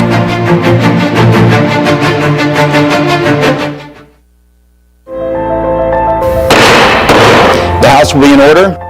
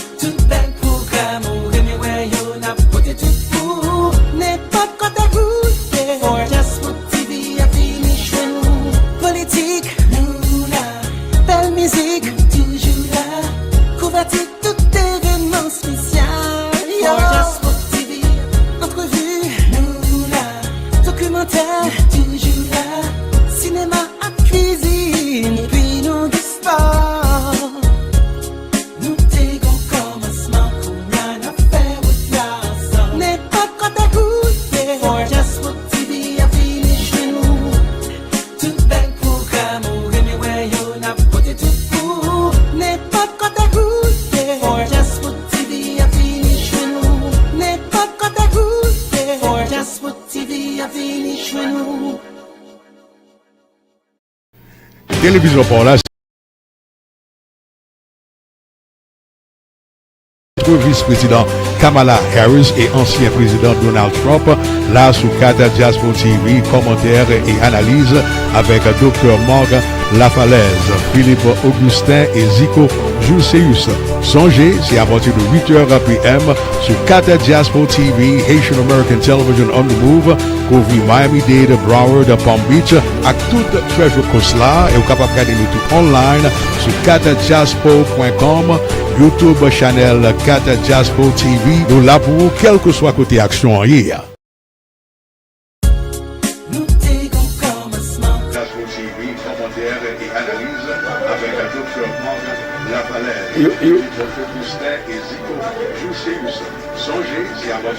Okay, you are watching for Diaspora TV, the debate analysis with Zico, Philip, and Mark. Et nous avons Marc Augustin on the line right now, capteur de nous. Et puis que Marc, comment tu as trouvé le premier dialogue qui fait entre M. Donald Trump avec Kamala? Un débat, c'est pour capable d'évaluer et deux candidats pour capable voir qui est-ce qui présentait plan pour prochain 4 ans qui vient ici aux États-Unis. Cependant, nous voyons seulement avec un seul parti. Côté que c'est Kamala qui présentait d'une manière très détaillée plan pour prochain 4 ans, tandis que nous jouons Donald Trump venu as a mad dog, ready to bite, ready to fight, depuis au commencement jusqu'à la fin. Donc c'est ça que nous sommes observés là. Donc je ne sais pas si l'audience là, ou elle-même j'avais, mais moi c'est comme Samuel. Ok. D'accord Marc. Ok, et Philippe, rapido. Bon, rapide, nous voyons que moi, M. Kamala Harris commence le débat et nous avons souhaité le finir comme ça. C'est une nouvelle préparée en pile. Les gens ne peuvent pas parler d'économie, ne peuvent pas parler de politique étrangère, ne peuvent pas parler de politique. Et ils ont tout date chaud, ils ont tout aspect. Nous voyons que Donald Trump, c'est mensonge, il ne va jamais répondre. Une question. C'est ça. On va suivre. Ouais. Zico. Bon, c'est définitivement premier round débat. Il a déjà dit ça, il veut dire, puisque Kamala Harris est chita ce dossier et Donald Trump a essayé de passer à côté question qui posait. Donc, c'est. Et n'a pas le suivre, n'a pas continuer sur le débat et pour avancer. Comme nous avons toujours nous quelques 2 ou 3 minutes. Et ça nous pense de affaire de weaponization of the justice system que M. Donald Trump fait dire. Philippe. Bon, Donald Trump connaît qu'il est coupable. Le tribunal jeune qu'il est coupable, il a toujours dit que c'est attaqué, il n'a pas attaqué. Ou même le 6 janvier, M. Armand dit que ce n'est pas gros que regret. Donald Trump te met tué au monde, il tue le monde, il ne peut pas le dire, il regrette. Il était fait un bagage. Mais il dit que même si tu es mon c'est ça que Kamala a montré. Nous ne pouvons pas aller back, nous pouvons aller forward, nous ne pouvons pas retourner avec Donald Trump. On menteur. On fait des gens comme ça. Comme il dit avant, you are an unserious man. Ouais, Zico, et pour nous conclure, première rubrique là, comme nous allons rentrer Kounia. Et qui sont look forward pour deuxième phase là? Bon, moi, je pense que Kamala c'est bien commencé et débat arrivé dans la moitié. Donc, je pense que il était à peu près une vingtaine de minutes pour le débat fini. Donc, je pense que son débat presque fini. Mais en tout cas, on va continuer à regarder le programme et la télévision et puis après ça pour nous tourner back avec les deux. Nous continuons l'analyse là. Mais merci et puis merci. Save lives that are being uselessly, people being killed by the millions. It's the millions. It's so much worse than the numbers that you're getting, which are fake numbers. Look, we're in for 250 billion or more because they don't ask Europe, which is a much bigger beneficiary to getting this thing done than we are. They're in for $150 billion less because Biden and you don't have the courage to ask Europe like I did with NATO. They paid billions and billions, hundreds of billions of dollars when I said, Either you pay up or we're not going to protect you anymore. So that's maybe one of the reasons they don't like me as much as they like weak people. But you take a look at what's happening. We're in for 250 to 275 billion. They're into 100 to 150. They should be forced to equalize.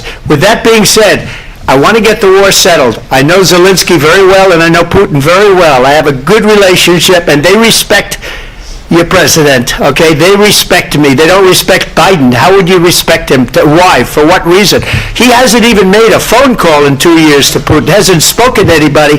They don't even try and get it. That is a war that's dying to be settled. I will get it settled before I even become president. If I win, when I'm president-elect, and what I'll do is I'll speak to one, I'll speak to the other, I'll get them together. That war would have never happened. And in fact, when I saw Putin after I left, unfortunately left because our country has gone to hell, but after I left, when I saw him building up soldiers, he did it after I left, I said, oh, he must be negotiating. It must be a good, strong point of negotiation. Well, it wasn't, because Biden had no idea how to talk to him. He had no idea how to stop it, and now you have millions of people dead, and it's only getting worse, and it could lead to World War III. Don't kid yourself, David. We're playing with World War III, and we have a president that we don't even know if he's... Where is our president? We don't even know if he's a president. And just to clarify they here... threw him out of a campaign like a dog. We don't even know. Is he our president? But we have a president, Mr. President, that doesn't know he's alive. Your time is up.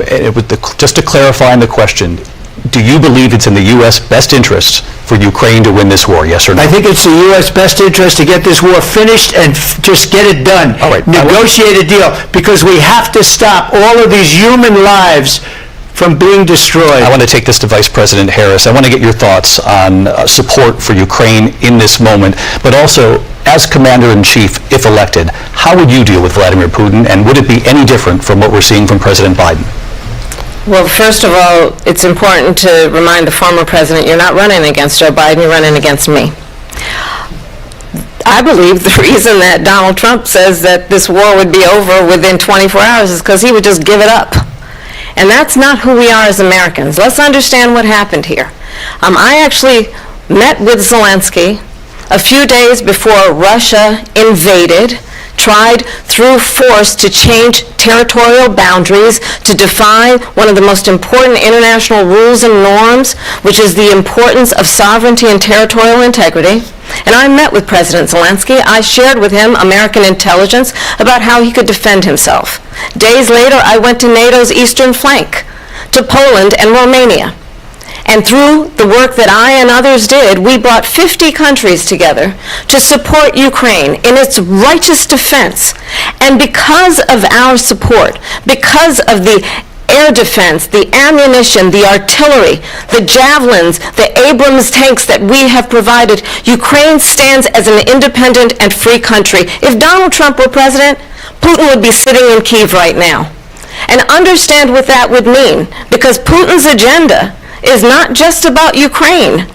Understand why the European allies and our NATO allies are so thankful that you are no longer president, and that we understand the importance of the greatest military alliance the world has ever known, which is NATO, and what we have done to preserve the ability of Zelensky and the Ukrainians to fight for their independence. Otherwise, Putin would be sitting in Kyiv with his eyes on the rest of Europe, starting with Poland. And why don't you tell the 800,000 Polish Americans right here in Pennsylvania how quickly you would give up for the sake of favor and what you think is a friendship with what is known to be a dictator who would eat you for lunch. Vice President Harris, thank you. We've heard from both of you on Ukraine tonight. Afghanistan came up in the last hour. I wanted her to respond to something you said earlier, and please, I'll give you a minute here. Putin would be sitting in Moscow, and he wouldn't have lost 300,000 men and women, but he would have been sitting in Moscow, quiet please, he would have been sitting in Moscow much happier than he is right now. But eventually, you know, he's got a thing that other people don't have. He's got nuclear weapons. They don't ever talk about that. He's got nuclear weapons. Nobody ever thinks about that. And eventually, maybe he'll use them, and maybe he hasn't been that threatening. but he does have that. Something we don't even like to talk about. Nobody likes to talk about it. But just so you understand, they sent her to negotiate peace before this war started. 3 days later, he went in and he started the war because everything they said was weak and stupid. They said the wrong things. That war should have never started. She was the emissary. They sent her in to negotiate with Zelensky and Putin, and she did. And the war started 3 days later. And that's the kind of talent we have with her. She's worse than Biden. In my opinion, I think he's the worst president in the history of our country. She goes down as the worst vice president in the history of our country. But let me tell you something. She is a horrible negotiator. They sent her in to negotiate. As soon as they left, Putin did the invasion. President Trump, thank you. You did bring up something. You said she went to negotiate with Vladimir Putin. Vice President Harris, have you ever met Vladimir Putin? Can you clarify tonight? Yet again, I said it at the beginning of this debate, you're going to hear a bunch of lies coming from this fellow. And that is another one. When I went to meet with President Zelensky, I've now met with him over 5 times. The reality is it has been about standing as America always should, as a leader upholding international rules and norms, as a leader who shows strength, understanding that the alliances we have around the world are dependent on our ability to look out for our friends and not favor our enemies because you adore strong men instead of caring about democracy. And that is very much what is at stake here. The President of the United States is Commander-in-Chief. And the American people have a right to rely on a president who understands the significance of America's role and responsibility in terms of ensuring that there is stability and ensuring we stand up for our principles and not sell them for the benefit of personal flattery. We've talked about Ukraine and Vladimir Putin. I do want to talk about Afghanistan. It came up in the first hour of this debate. I wanted to move on to Afghanistan. Stoltenberg said Trump did the most amazing thing I've ever seen. He got these countries, the 28 countries at the time, to pay up. He said, I've never seen. He's the head of NATO. He said, I've never seen. For years, we were paying almost all of NATO. We were being ripped off by European nations, both on trade and on NATO. I got them to pay up by saying one of the statements you made before, if you don't pay, we're not going to protect you. Otherwise, we would have never gotten it. He said it was one of the most incredible jobs that he's ever seen done. Thank you. I want to turn to Afghanistan. It came up in the first hour of the debate, and we witnessed a poignant moment today on Capitol Hill honoring the soldiers who died in the chaotic withdrawal from Afghanistan. I do want to ask the Vice President, do you believe you bear any responsibility in the way that withdrawal played out? Well, I will tell you, I agreed with President Biden's decision to pull out of Afghanistan. 4 presidents said they would, and Joe Biden did. And as a result, America's taxpayers are not paying the $300 million a day we were paying for that endless war. And as of today, there is not one member of the United States military who is in active duty in a combat zone in any war zone around the world, the first time this century. But let's understand how we got to where we are. Donald Trump, when he was president, negotiated one of the weakest deals you can imagine. He calls himself a deal maker. Even his national security advisor said it was a weak, terrible deal. And here's how it went down. He bypassed the Afghan government. He negotiated directly with a terrorist organization called the Taliban. The negotiation involved the Taliban getting 5,000 Taliban terrorists released. And get this, and the president at the time invited the Taliban to Camp David, a place of storied significance for us as Americans, a place where we honor the importance of American diplomacy, where we invite and receive respected world leaders. And this former president, as president, invited them to Camp David because he does not again appreciate the role and responsibility of the President of the United States to be Commander-in-Chief with a level of respect. And this gets back to the point of how he has consistently disparaged and demeaned members of our military, fallen soldiers, and the work that we must do to uphold the strength and the respect of the United States of America around the world. Vice President Harris, thank you. President Trump, your response to her saying that you began the negotiations with the Taliban. So, if you take a look at that period of time, the Taliban was killing our soldiers, a lot of them, with snipers. And I got involved with the Taliban because the Taliban was doing the killing. That's the fighting force within Afghanistan. They don't bother doing that because, you know, they deal with the wrong people all the time. But I got involved. And Abdul is the head of the Taliban. He is still the head of the Taliban. And I told Abdul, don't do it anymore. You do it anymore, you're going to have problems. And he said, why do you send me a picture of my house? I said, you're going to have to figure that out, Abdul. And for 18 months, we had nobody killed. We did have an agreement negotiated by Mike Pompeo. It was a very good agreement. The reason it was good, it was we were getting out. We would have been out faster than them, but we wouldn't have lost the soldiers. We wouldn't have left many Americans behind, and we wouldn't have left $85 billion worth of brand new, beautiful military equipment behind. And just to finish, they blew it. The agreement said you have to do this, and they didn't do it. They didn't do it. The agreement was terminated by us because they didn't do what they were supposed to do. I want to move on. And these people did the worst withdrawal, and in my opinion, the most embarrassing moment in the history of our country. And by the way, that's why Russia attacked Ukraine, because they saw how incompetent she and her boss are. President Trump, thank you. I want to move on now to race and politics in this country. Mr. President, you recently said of Vice President Harris, quote, I didn't know she was black until a number of years ago when she happened to turn black, and now she wants to be known as black. I want to ask a bigger picture question here tonight. Why do you believe it's appropriate to weigh in on the racial identity of your opponent? I don't, and I don't care. I don't care what she is. I don't care. You make a big deal out of something. I couldn't care less. Whatever she wants to be is okay with me.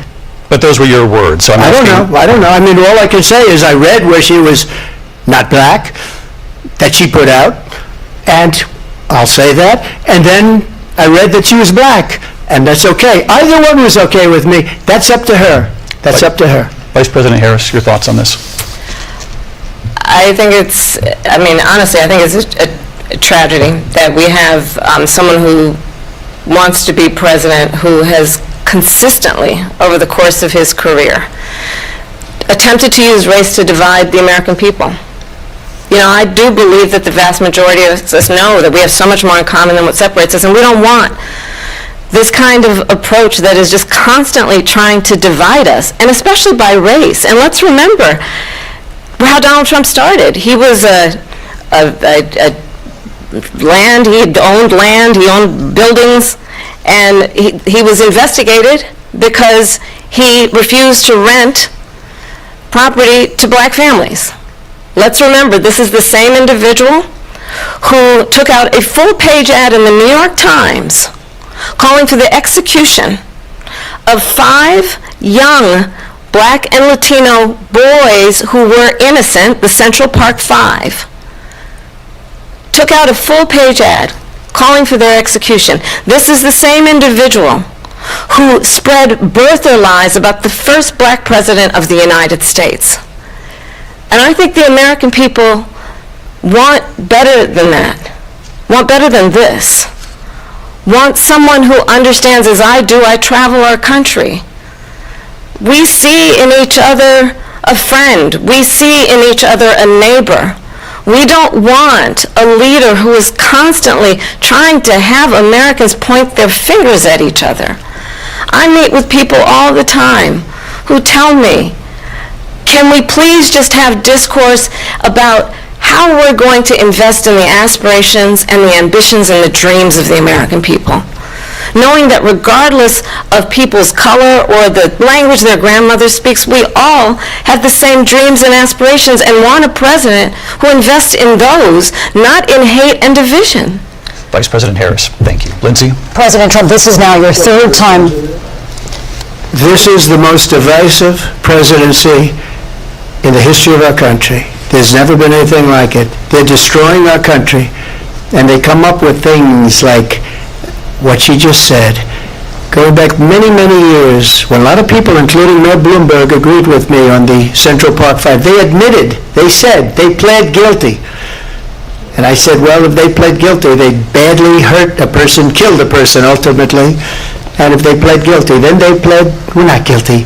But this is a person that has to stretch back years, 40, 50 years ago, because there's nothing now. I built one of the greatest economies in the history of the world, and I'm going to build it again. It's going to be bigger, better, and stronger.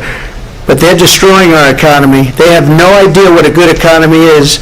Their oil policies, every single policy. And remember this, she is Biden. You know, she's trying to get away from Biden. I don't know the gentleman, she says. She is Biden. The worst inflation we've ever had, a horrible economy because inflation has made it so bad, and she can't get away with that. Thank you. Your time is up. I want to respond to that, though. I want to just respond briefly. Clearly, I am not Joe Biden, and I am certainly not Donald Trump. And what I do offer is a new generation of leadership for our country. One who believes in what is possible, one who brings a sense of optimism about what we can do instead of always disparaging the American people. I believe in what we can do to strengthen our small businesses, which is why I have a plan. Let's talk about our plans and let's compare the plans.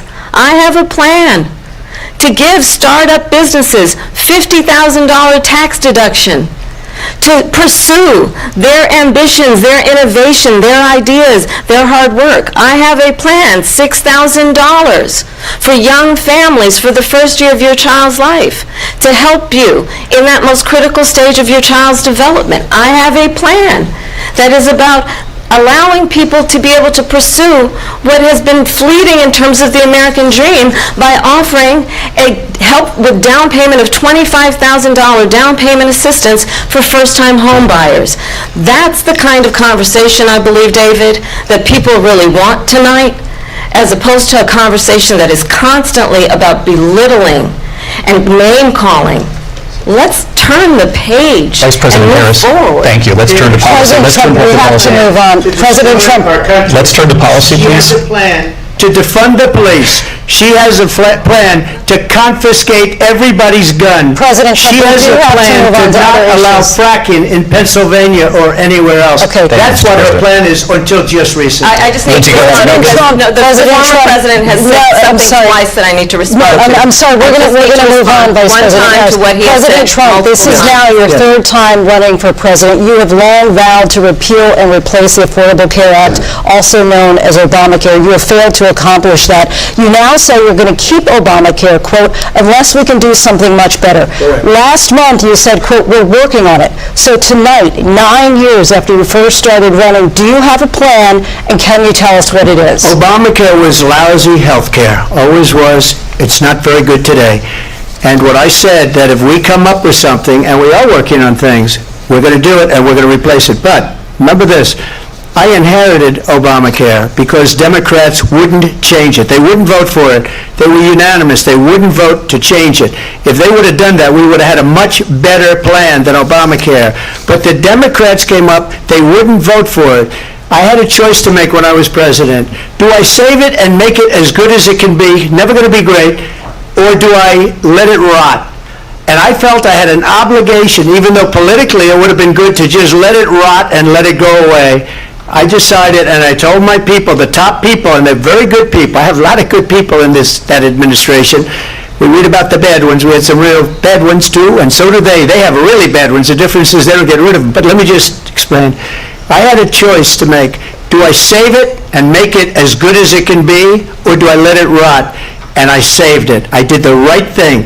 But it's still never going to be great, and it's too expensive for people. And what we will do is we're looking at different plans. If we can come up with a plan that's going to cost our people, our population, less money and be better health care than Obamacare, then I would absolutely do it. But until then, I'd run it as good as it can be run. So just a yes or no, you still do not have a plan? I have concepts of a plan. I'm not president right now. But if we come up with something. I would only change it if we come up with something that's better and less expensive. And there are concepts and options we have to do that, and you'll be hearing about it in the not-too-distant future. Vice President Harris, in 2017, you supported Bernie Sanders' proposal to do away with private insurance and create a government-run healthcare system. 2 years later, you proposed a plan that included a private insurance option. What is your plan today? Well, first of all, I absolutely support, and over the last 4 years as Vice President, private health care options. But what we need to do is maintain and grow the Affordable Care Act. But I'll get to that, Lindsay. I just need to respond to a previous point that the former president has made. I've made very clear my position on fracking. And then this business about taking everyone's guns away. Tim Walz and I are both gun owners. We're not taking anybody's guns away. So stop with the continuous lying about this stuff. As it relates to the Affordable Care Act, understand, just look at the history to know where people stand. When Donald Trump was president, 60 times he tried to get rid of the Affordable Care Act. 60 times. I was a senator at the time when I will never forget the early morning hours when it was up for a vote in the United States Senate. And the late, great John McCain, who you have disparaged as being, you don't like him, you said, at the time because he got caught. He was an American hero. The late, great John McCain, I will never forget that night, walked onto the Senate floor and said, no, you don't. No, you don't. No, you don't get rid of the Affordable Care Act. You have no plan. And what the Affordable Care Act has done is eliminate the ability of insurance companies to deny people with pre-existing conditions. I don't have to tell the people watching tonight, you remember what that was like? Remember when an insurance company could deny if a child had asthma, if someone was a breast cancer survivor, if a grandparent had diabetes? And thankfully, as I've been Vice President, and we, over the last 4 years, have strengthened the Affordable Care Act, we have allowed, for the first time, Medicare to negotiate drug prices on behalf of you, the American people. Donald Trump said he was going to allow Medicare to negotiate drug prices. He never did. We did. And now we have capped the cost of insulin at $35 a month. Since I've been Vice President, we have capped the cost of prescription medication for seniors at $2,000 a year.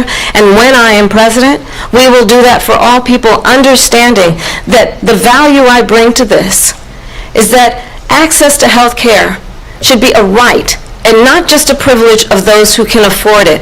And the plan has to be to strengthen the Affordable Care Act, not get rid of it. Vice President Harris, in terms of where Donald Trump stands on that. I want to move to an issue that's important for a lot of... You made a mistake. Number one, John McCain fought Obamacare for 10 years.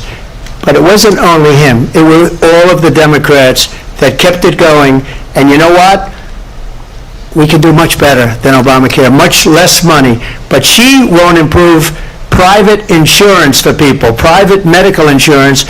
That's another thing she doesn't want to get. People are paying privately for insurance that have worked hard and made money, and they want to have private. She wants everybody to be on government insurance where you wait 6 months for an operation that you need immediately. President Trump, thank you. We have another issue that we'd like to get to that's important for a number of Americans, in particular younger voters, and that's climate change. President Trump, with regard to the environment, you say that we have to have clean air and clean water. Vice President Harris, you call climate change an existential threat. The question to you both tonight is, what would you do to fight climate change? And Vice President Harris, we'll start with you. 1 minute for you each. Well, the former president had said the climate change is a hoax.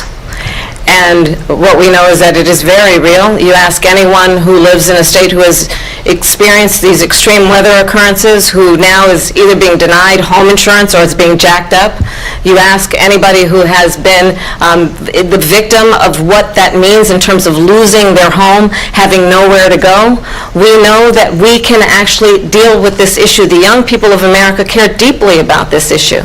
And I am proud that as Vice President over the last 4 years, we have invested $1 trillion in a clean energy economy, while we have also increased domestic gas production to historic levels. We have created over 800,000 new manufacturing jobs while I have been vice president. We have invested in clean energy to the point that we are opening up factories around the world. Donald Trump said he was going to create manufacturing jobs. He lost manufacturing jobs. And I'm also proud to have the endorsement of the United Auto Workers and Sean Fain, who also know that part of building a clean energy economy includes investing in American-made products, American automobiles. It includes growing what we can do around American manufacturing and opening up auto plants, not closing them like happened under Donald Trump. Vice President Harris, thank you. Well, it didn't happen under Donald Trump. Let me just tell you, they lost 10,000 manufacturing jobs this last month. It's going, they're all leaving. They're building big auto plants in Mexico, in many cases owned by China. They're building these massive plants, and they think they're going to sell their cars into the United States because of these people. What they have given to China is unbelievable, but we're not going to let that. We'll put tariffs on those cars so they can't come into our country, because they will kill the United Auto Workers and any auto worker, whether it's in Detroit or South Carolina or any other place.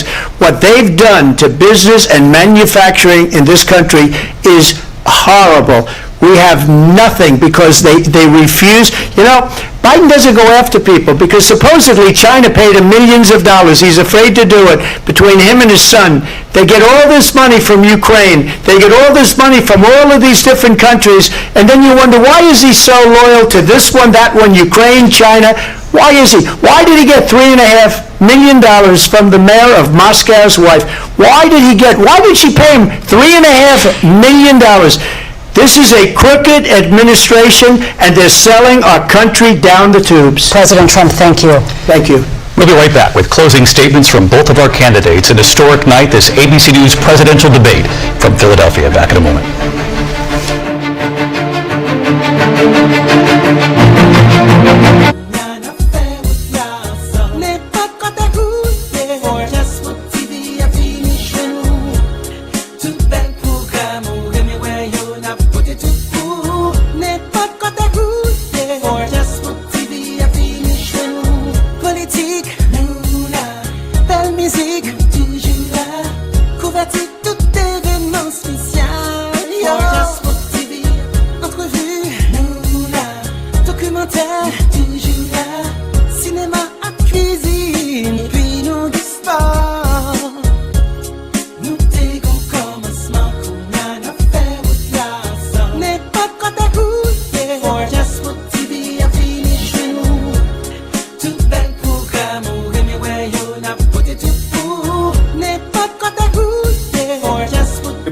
Philippe, comme nous-mêmes là que nous, et conclusion, nous pouvons finir vraiment vrai, connaître what's being said, mais cependant, comment trouver des débat? Est-ce que sous ta gain pour mettre win or loss, column, qui ça t'a dit? Bon, débat aux États-Unis, pas tellement influencé électeurs. Moun qui a un débat, c'est pas ça qui a fait au président. Le gars dit Hillary Clinton, il a tout débat. Kerry, il a tout débat. Mais à choisir, débat ça important pour Kamala Harris, parce que le peuple américain pour comprendre qui est lié. Moi, quand il présente le peuple américain, il montre le contraste là entre lui-même avec Donald Trump. Donald Trump, on nous voit que ils sont bons à faire menteur. Il n'a pas même caractère dans le sujet. Ça dit de tous côtés, c'est pour le faire diversion. Et diversion, ça, je crois que il peut du débat ça à soi. Et je crois que Kamala Harris lui-même présenté très bien. Et pas de monde qui a espéré ça de lui-même.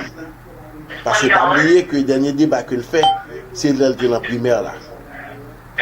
Il est salté avec plus que 10 personnes avec lui. Mais nous, voyons que à Soya, il présente et il est prêt au co-jeune Madame la Présidente. Donc, c'est de pas sécurité that was there.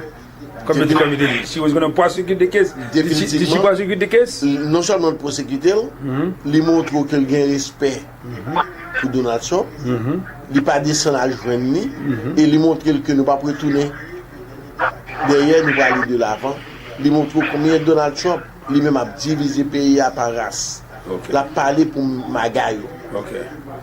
Kamala Harris, besoin tout le monde vient ensemble, nous tous sommes américains, et quelle que soit la langue, grand-père, grand-mère nous parler, nous supposons respecter. C'est ça les États-Unis d'Amérique. Pas oublier que ici aux États-Unis, le langage officiel États-Unis, pas un langage officiel. Vous parlez langue que vous voulez, ok? C'est ça que les États-Unis, c'est la fierté pays ça. Kamala Harris fait travail très très très bien. Very good. Thank you, Philippe. Et M. Marc-Augustin, son pensée de résumer que Donald Trump fait avec Kamala Harris? Bon, les par exemple pour garder, c'est que pas de rapport du tout entre Kamala Harris, performance Kamala avec performance Donald Trump. Mais excepté ça que nous ne pouvons pas sous-estimer. Donald Trump, il connaît l'électorat très bien, il connaît le langage, et c'est ça qui fait que il utilise ça est capable de brûler en vernaculaire, non niveau que tout le monde attendait. Il connaît en majorité, c'est ça l'électorat. Kamala Harris, very technical, il est très clair et précis sur tout point. Donc, il y a un attente pour nous voir qui gens électorat à recevoir et juger de point de vue ça. D'accord. Et au même Zico? Bon, parce qu'il y a deux entités qui pourraient bailler et qui pourraient bailler des démos. Première entité c'est médias. Donc on pourrait gagner médias américains avec médias internationaux là qui pourraient juger. Mais il est évident que toute question et modérateur opposé et deux candidats, Donald Trump, pas véritablement arrêté sous question. Donc, M. évadé, leur poser des questions sous environnement, il répond nous sur question armement, sur question immigration ou bien sur l'autre bagaille.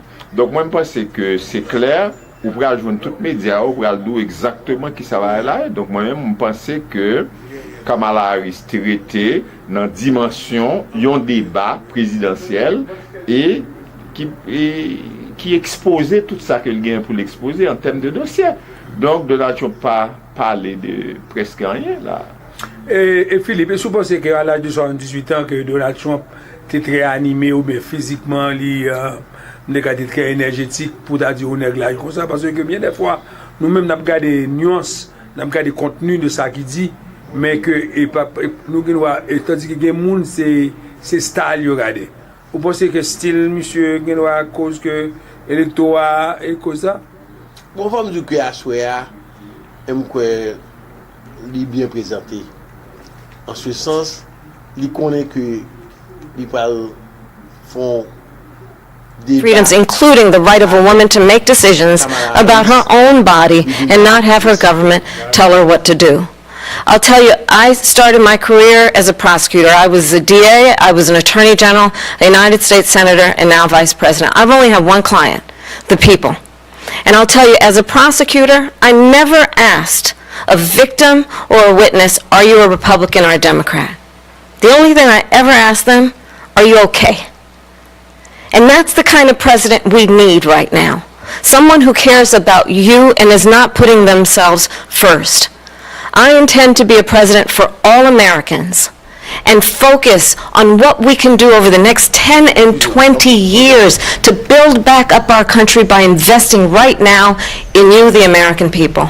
Vice President Harris, thank you. President Trump? So she just started by saying she's going to do this, she's going to do that, she's going to do all these wonderful things. Why hasn't she done it? She's been there for 3.5 years. They've had 3.5 years to fix the border. They've had 3.5 years to create jobs and all the things we talked about. Why hasn't she done it? She should leave right now, go down to that beautiful White House, go to the Capitol, get everyone together and do the things you want to do, but you haven't done it, and you won't do it because you believe in things that the American people don't believe in. You believe in things like we're not going to frack, we're not going to take fossil fuel, we're not going to do things that are going to make this country strong, whether you like it or not. Germany tried that, and within 1 year they were back to building normal energy plants. We're not ready for it. We can't sacrifice our country for the sake of bad vision. But I just ask one simple question. Why didn't she do it? We're a failing nation. We're a nation that's in serious decline. We're being laughed at all over the world. All over the world they're laughed. I know the leaders very well. They're coming to see me. They call me. We're laughed at all over the world. They don't understand what happened to us as a nation. We're not a leader. We don't have any idea what's going on. We have wars going on in the Middle East. We have wars going on with Russia and Ukraine. We're going to end up in a third world war, and it'll be a war like no other because of nuclear weapons, the power of weaponry. I rebuilt our entire military. She gave a lot of it away to the Taliban. She gave it to Afghanistan. What these people have done to our country, and maybe toughest of all, is allowing millions of people to come into our country. Many of them are criminals, and they're destroying our country. The worst president, the worst vice president in the history of our country. President Trump, thank you. And that is our ABC News presidential debate from here in Philadelphia at the National Constitution Center. I'm Lindsay Davis. And I'm David Muir. Thank you for watching here in the U.S. and all over the world, and from all of us here at ABC News. Good night.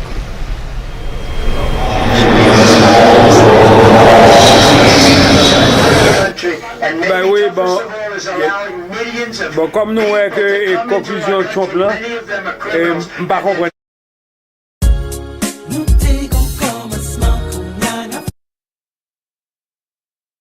President Trump, thank you. And that is our ABC News presidential debate from here in Philadelphia. Ouais, moi c'est And I'm David Muir. Thank you for watching here in the U.S. and all over the world. All of us here at ABC News. Bon, moi c'est pas en conclusion bon côté Donald Trump, parce que Donald Trump est supposé faire ramasser de qui ça le pral fait.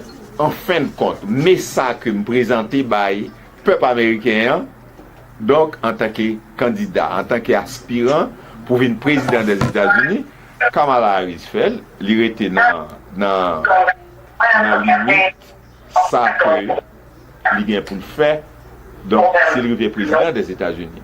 Et c'est ça qui closing argument supposé hier. Donc Donald Trump agit sous ça Kamala Harris dit ou te dit, et puis il même pas défendre tête, il pas défendre un projet dans closing argument là. Yeah. C'est ça. Donc il se fait un diatribe nous relais ça, on va juste parler, so on forme de soupe, un vegetable soup ça que c'est ça le speech qu'on c'est en forme de donc nous senti que vraiment type là il y a un petit problème tout, mais quand même pour son ex 18 ans, moi monsieur Campbell fait tout le temps ça à camper. Je me bats le même. Ça dépend comme de chaque monde vieillit un gens. On a mis de génétique, façon qui travaille corps, ils manger, et puis la vie a tout. Comment tu dis la vie est belle? La vie est belle, on va l'appeler. Par contre, la vie est belle, et puis nous allons conclure sur nous pour aujourd'hui. Qui dernier point que vous avez fait pour nous? Bon, et chacun capable de dire, c'est que nous avons deux candidats. Ils ont venu très préparés pour le fond débat. L'autre l'a venu pour les capables de gommer. Et si toutes les fois, on peut parler de commencer avec Kamala, Kamala was right on point. Et il dit et expliquer tout plan que le gagnait, qui ça que le terrain m'a fait et pendant 4 années qu'a venir. Et très bien fait, très bien dit. Cependant, si toutes les fois qu'on regarde Donald Trump, comme moi t'ai dit, qui vini depuis au début, tant que son bulldog qui vini pour gommer, c'est presque c'est jappé que l'a jappé. Parfois même insulting. Et maintenant, c'est que côté vous trouvez qui est dangereux dans ça Donald Trump a dire, surtout dans le closing argument là, que l'a fait, n'a traversé une époque assez fragile aux États-Unis. Côté n'importe qui bagaille a éclaté en une émeute ou quoi que ce soit. Pour un grand monde de 78 ans, pour une violence, on connaît son abdi, c'est menti, mais songez qu'on gagne en population qui est très prône à violence.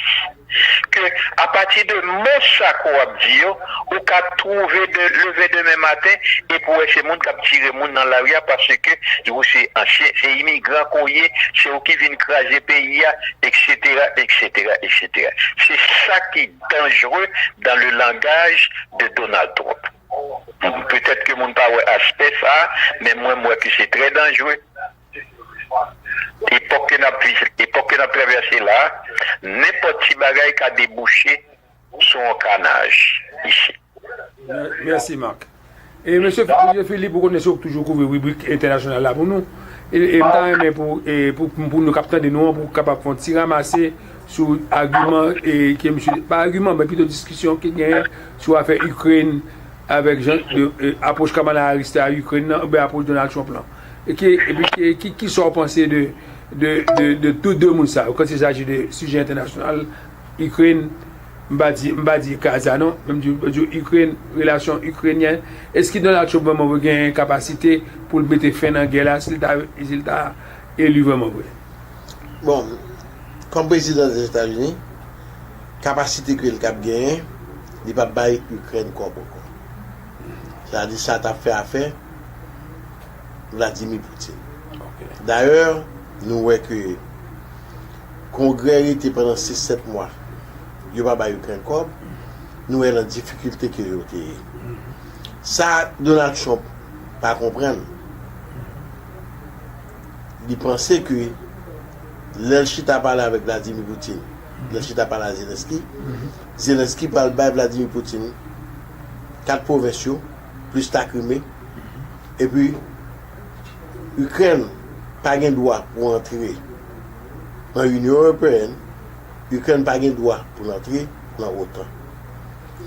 Il faut me dire que Zelensky n'a pas pu accepter ça.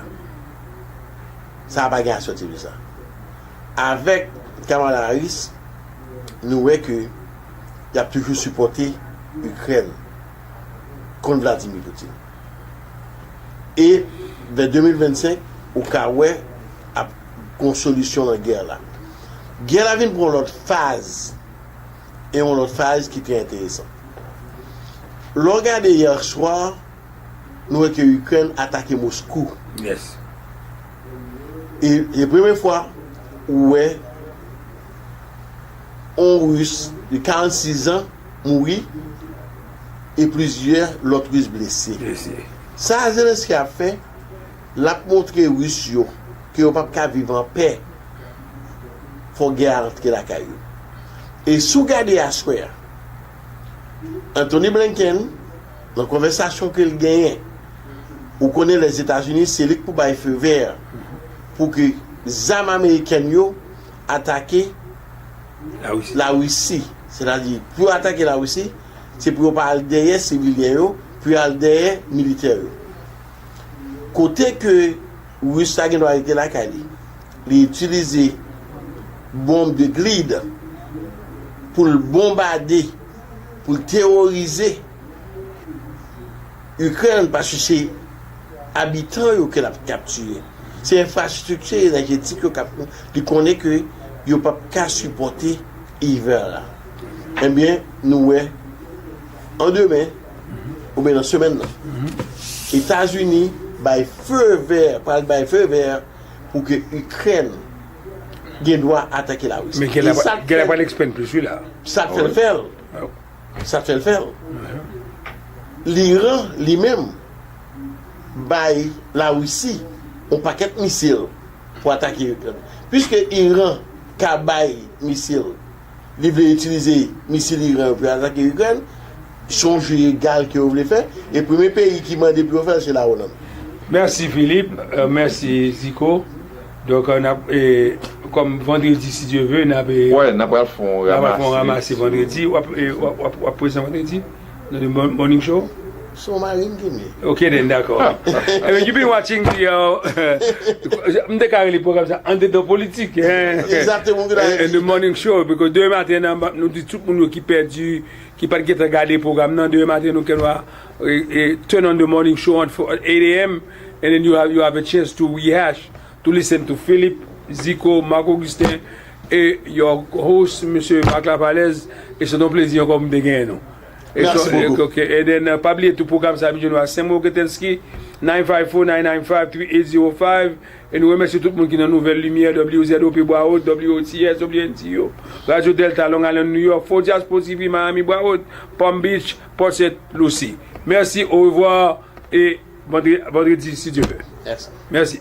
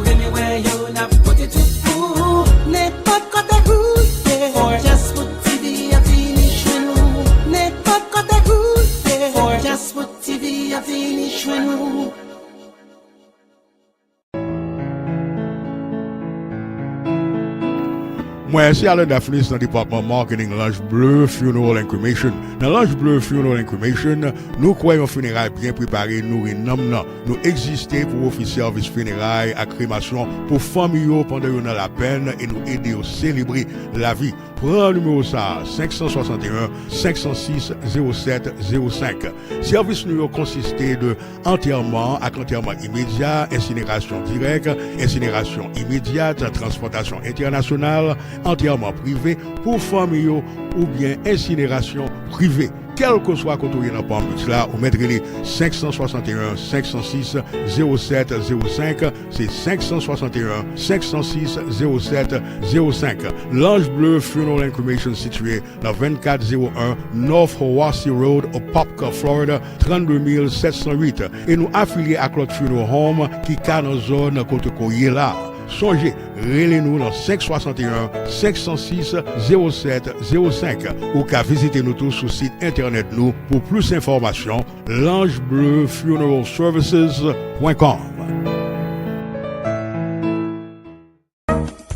Docteur Angelo Gus, spécialiste dans le traitement problèmes sexuels format garçon, problèmes incontinence urinaire, prostate, impuissance et un paquet d'autres maladies encore. Il y a 2 belles cliniques pour desservir communauté haïtienne là. Une dans Aventura, dans 210-97 North East 27e Court, suite 200. Et deuxième là dans West Palm Beach, dans 321 15e Street, suite 100. 3 cas maladies graves qu'à résoudre bien vite si nous voyons bon docteur depuis premier symptôme. Pas quitter trop tabarrer nous. Prenons rendez-vous avec Dr Angelo Gus dans 305 606 70 28. C'est Mahmoud Belsinor, moi c'est un real estate agent from Advance Plus Realty. Est-ce que tu connais le gain pop kaipa c'est un l'argent ou c'est un côté? Est-ce que tu connais même que gain TPS ou capable acheter un caille? Est-ce que tu connais 3 comme ou pral bail pour louer un caille ou capable prendre comme ça pour bail comme down payment? Si 3 questions ça fait sens pour vous, qui ça va prêter temps pour acheter kaipa là? M'a encourager vous n'importe côté où ou ta remè acheter un kay, vendre, refinancer ou bien louer dans Florida, relais Wilter Parlant, Maman Belsinor dans 561 929 6805 ou bien 561 278 1694. Maman Belsinor, the best realtor in town. In a time of a quick emergency, Delray Physician Care Center is the place for you to go if you reside in the Palm Beach area. They accept most major insurance. If you need further details, feel free to give them a call at 561-278-3134. Thank you. Bookkeeping, payroll, taxes. When these critical business services are well managed, you'll better manage your workload. At Economic Solution Services, our firm provides top-notch professional accounting services, business consulting services, and back-end management to small business owners. Whether you're a sole proprietorship, corporation, or nonprofit, call us for high-level customer service, guaranteed results, competitive pricing, and a dynamic business relationship. Schedule your free consultation today. No need to panic. Guilty or not, there's a simple and easy solution. Philip Augustine. Really, just call Philip Augustine at 561-842-4949. He's been servicing the community for more than 20 years when it comes to car accidents and collisions. Ask anybody. There's no one who can help you the way Philip Augustine can. In case of a car accident, you can just call him at 561-842-4949. And he'll be there in no time to take you from A to Z, whether it's chiropractor, lawyer, insurance, or an auto body repair. Remember, he's got more than 20 years of experience servicing the community. So again, call Philip Augustine now at 561-842-4949. For the best result, take action and call.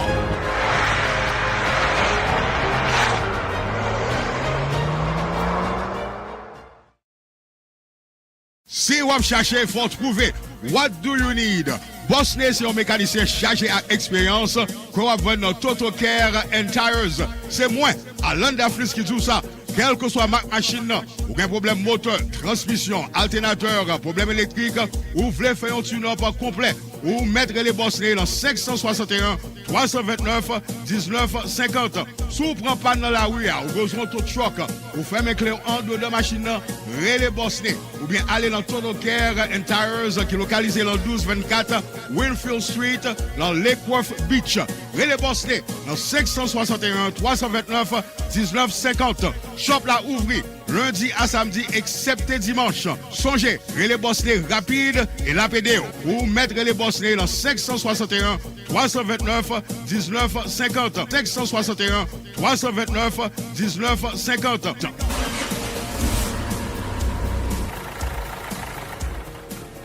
My name is Alan Daphnis from the marketing department of the law office of Rogatisky and Matthews.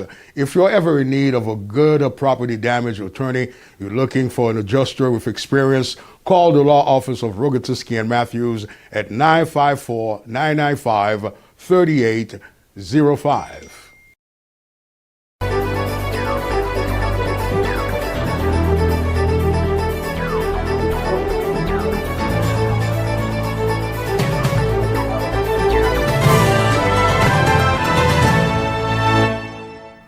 Téléspectateurs Diaspo TV, bonjour, bonsoir. Weekend Magazine, rentrez la caille nous, c'est toujours avec même plaisir. Weekend Magazine, c'est tout ça qui domine l'actualité à la pays d'Haïti. Pendant ce maintenant, avec nous pour commenter l'actualité à César Baudelaire, analyste politique. César, nous comptons recevoir sous télévision communautaire Diaspo TV, c'est toujours avec même plaisir. Jean-Ernst Spiegler, c'est aucun plaisir pour moi retourner l'autre fois encore, bien que ça fait longtemps que pas passé sur les télévisions communautaires. Mon cher, c'est aucun plaisir pour me saluer tous les fanatiques Chosa, tous les fanatiques télévision en général. Et puis, nous la connaissons Badouche. César Baudelaire, secrétaire d'État américain Anthony Blinken, nous se fait une visite tout court dans le pays d'Haïti. Lichita parlé avec soi-disant autorité dans le pays d'Haïti, MAP CPT, PM Gary Koni, chef police national, chef police Kenyatou, observateur fait qu'on est pas rien qui cap réglé. ou même en tant qu'analyste politique, sa visite ça capoté pour Haïti? Bon, on visite comme ça, et pas espérer grand chose, c'est on visite tant que toute l'autre visite yo. Et la porter grand chose pour moun qui fait visite yo, moun qui a réglé ça que nous pas connaît que a réglé. Mais malheureusement, faut annoncer nous que ça nous a pas attendre que yo t'a réglé ya, pas rien qu'a réglé Jean moun yo dit ya. C'est vraiment ça que nous pas connaît yo, c'est yo même cap marché parce que généralement grand dignitaire ça yo pas déplacé pour grand messi, c'est pas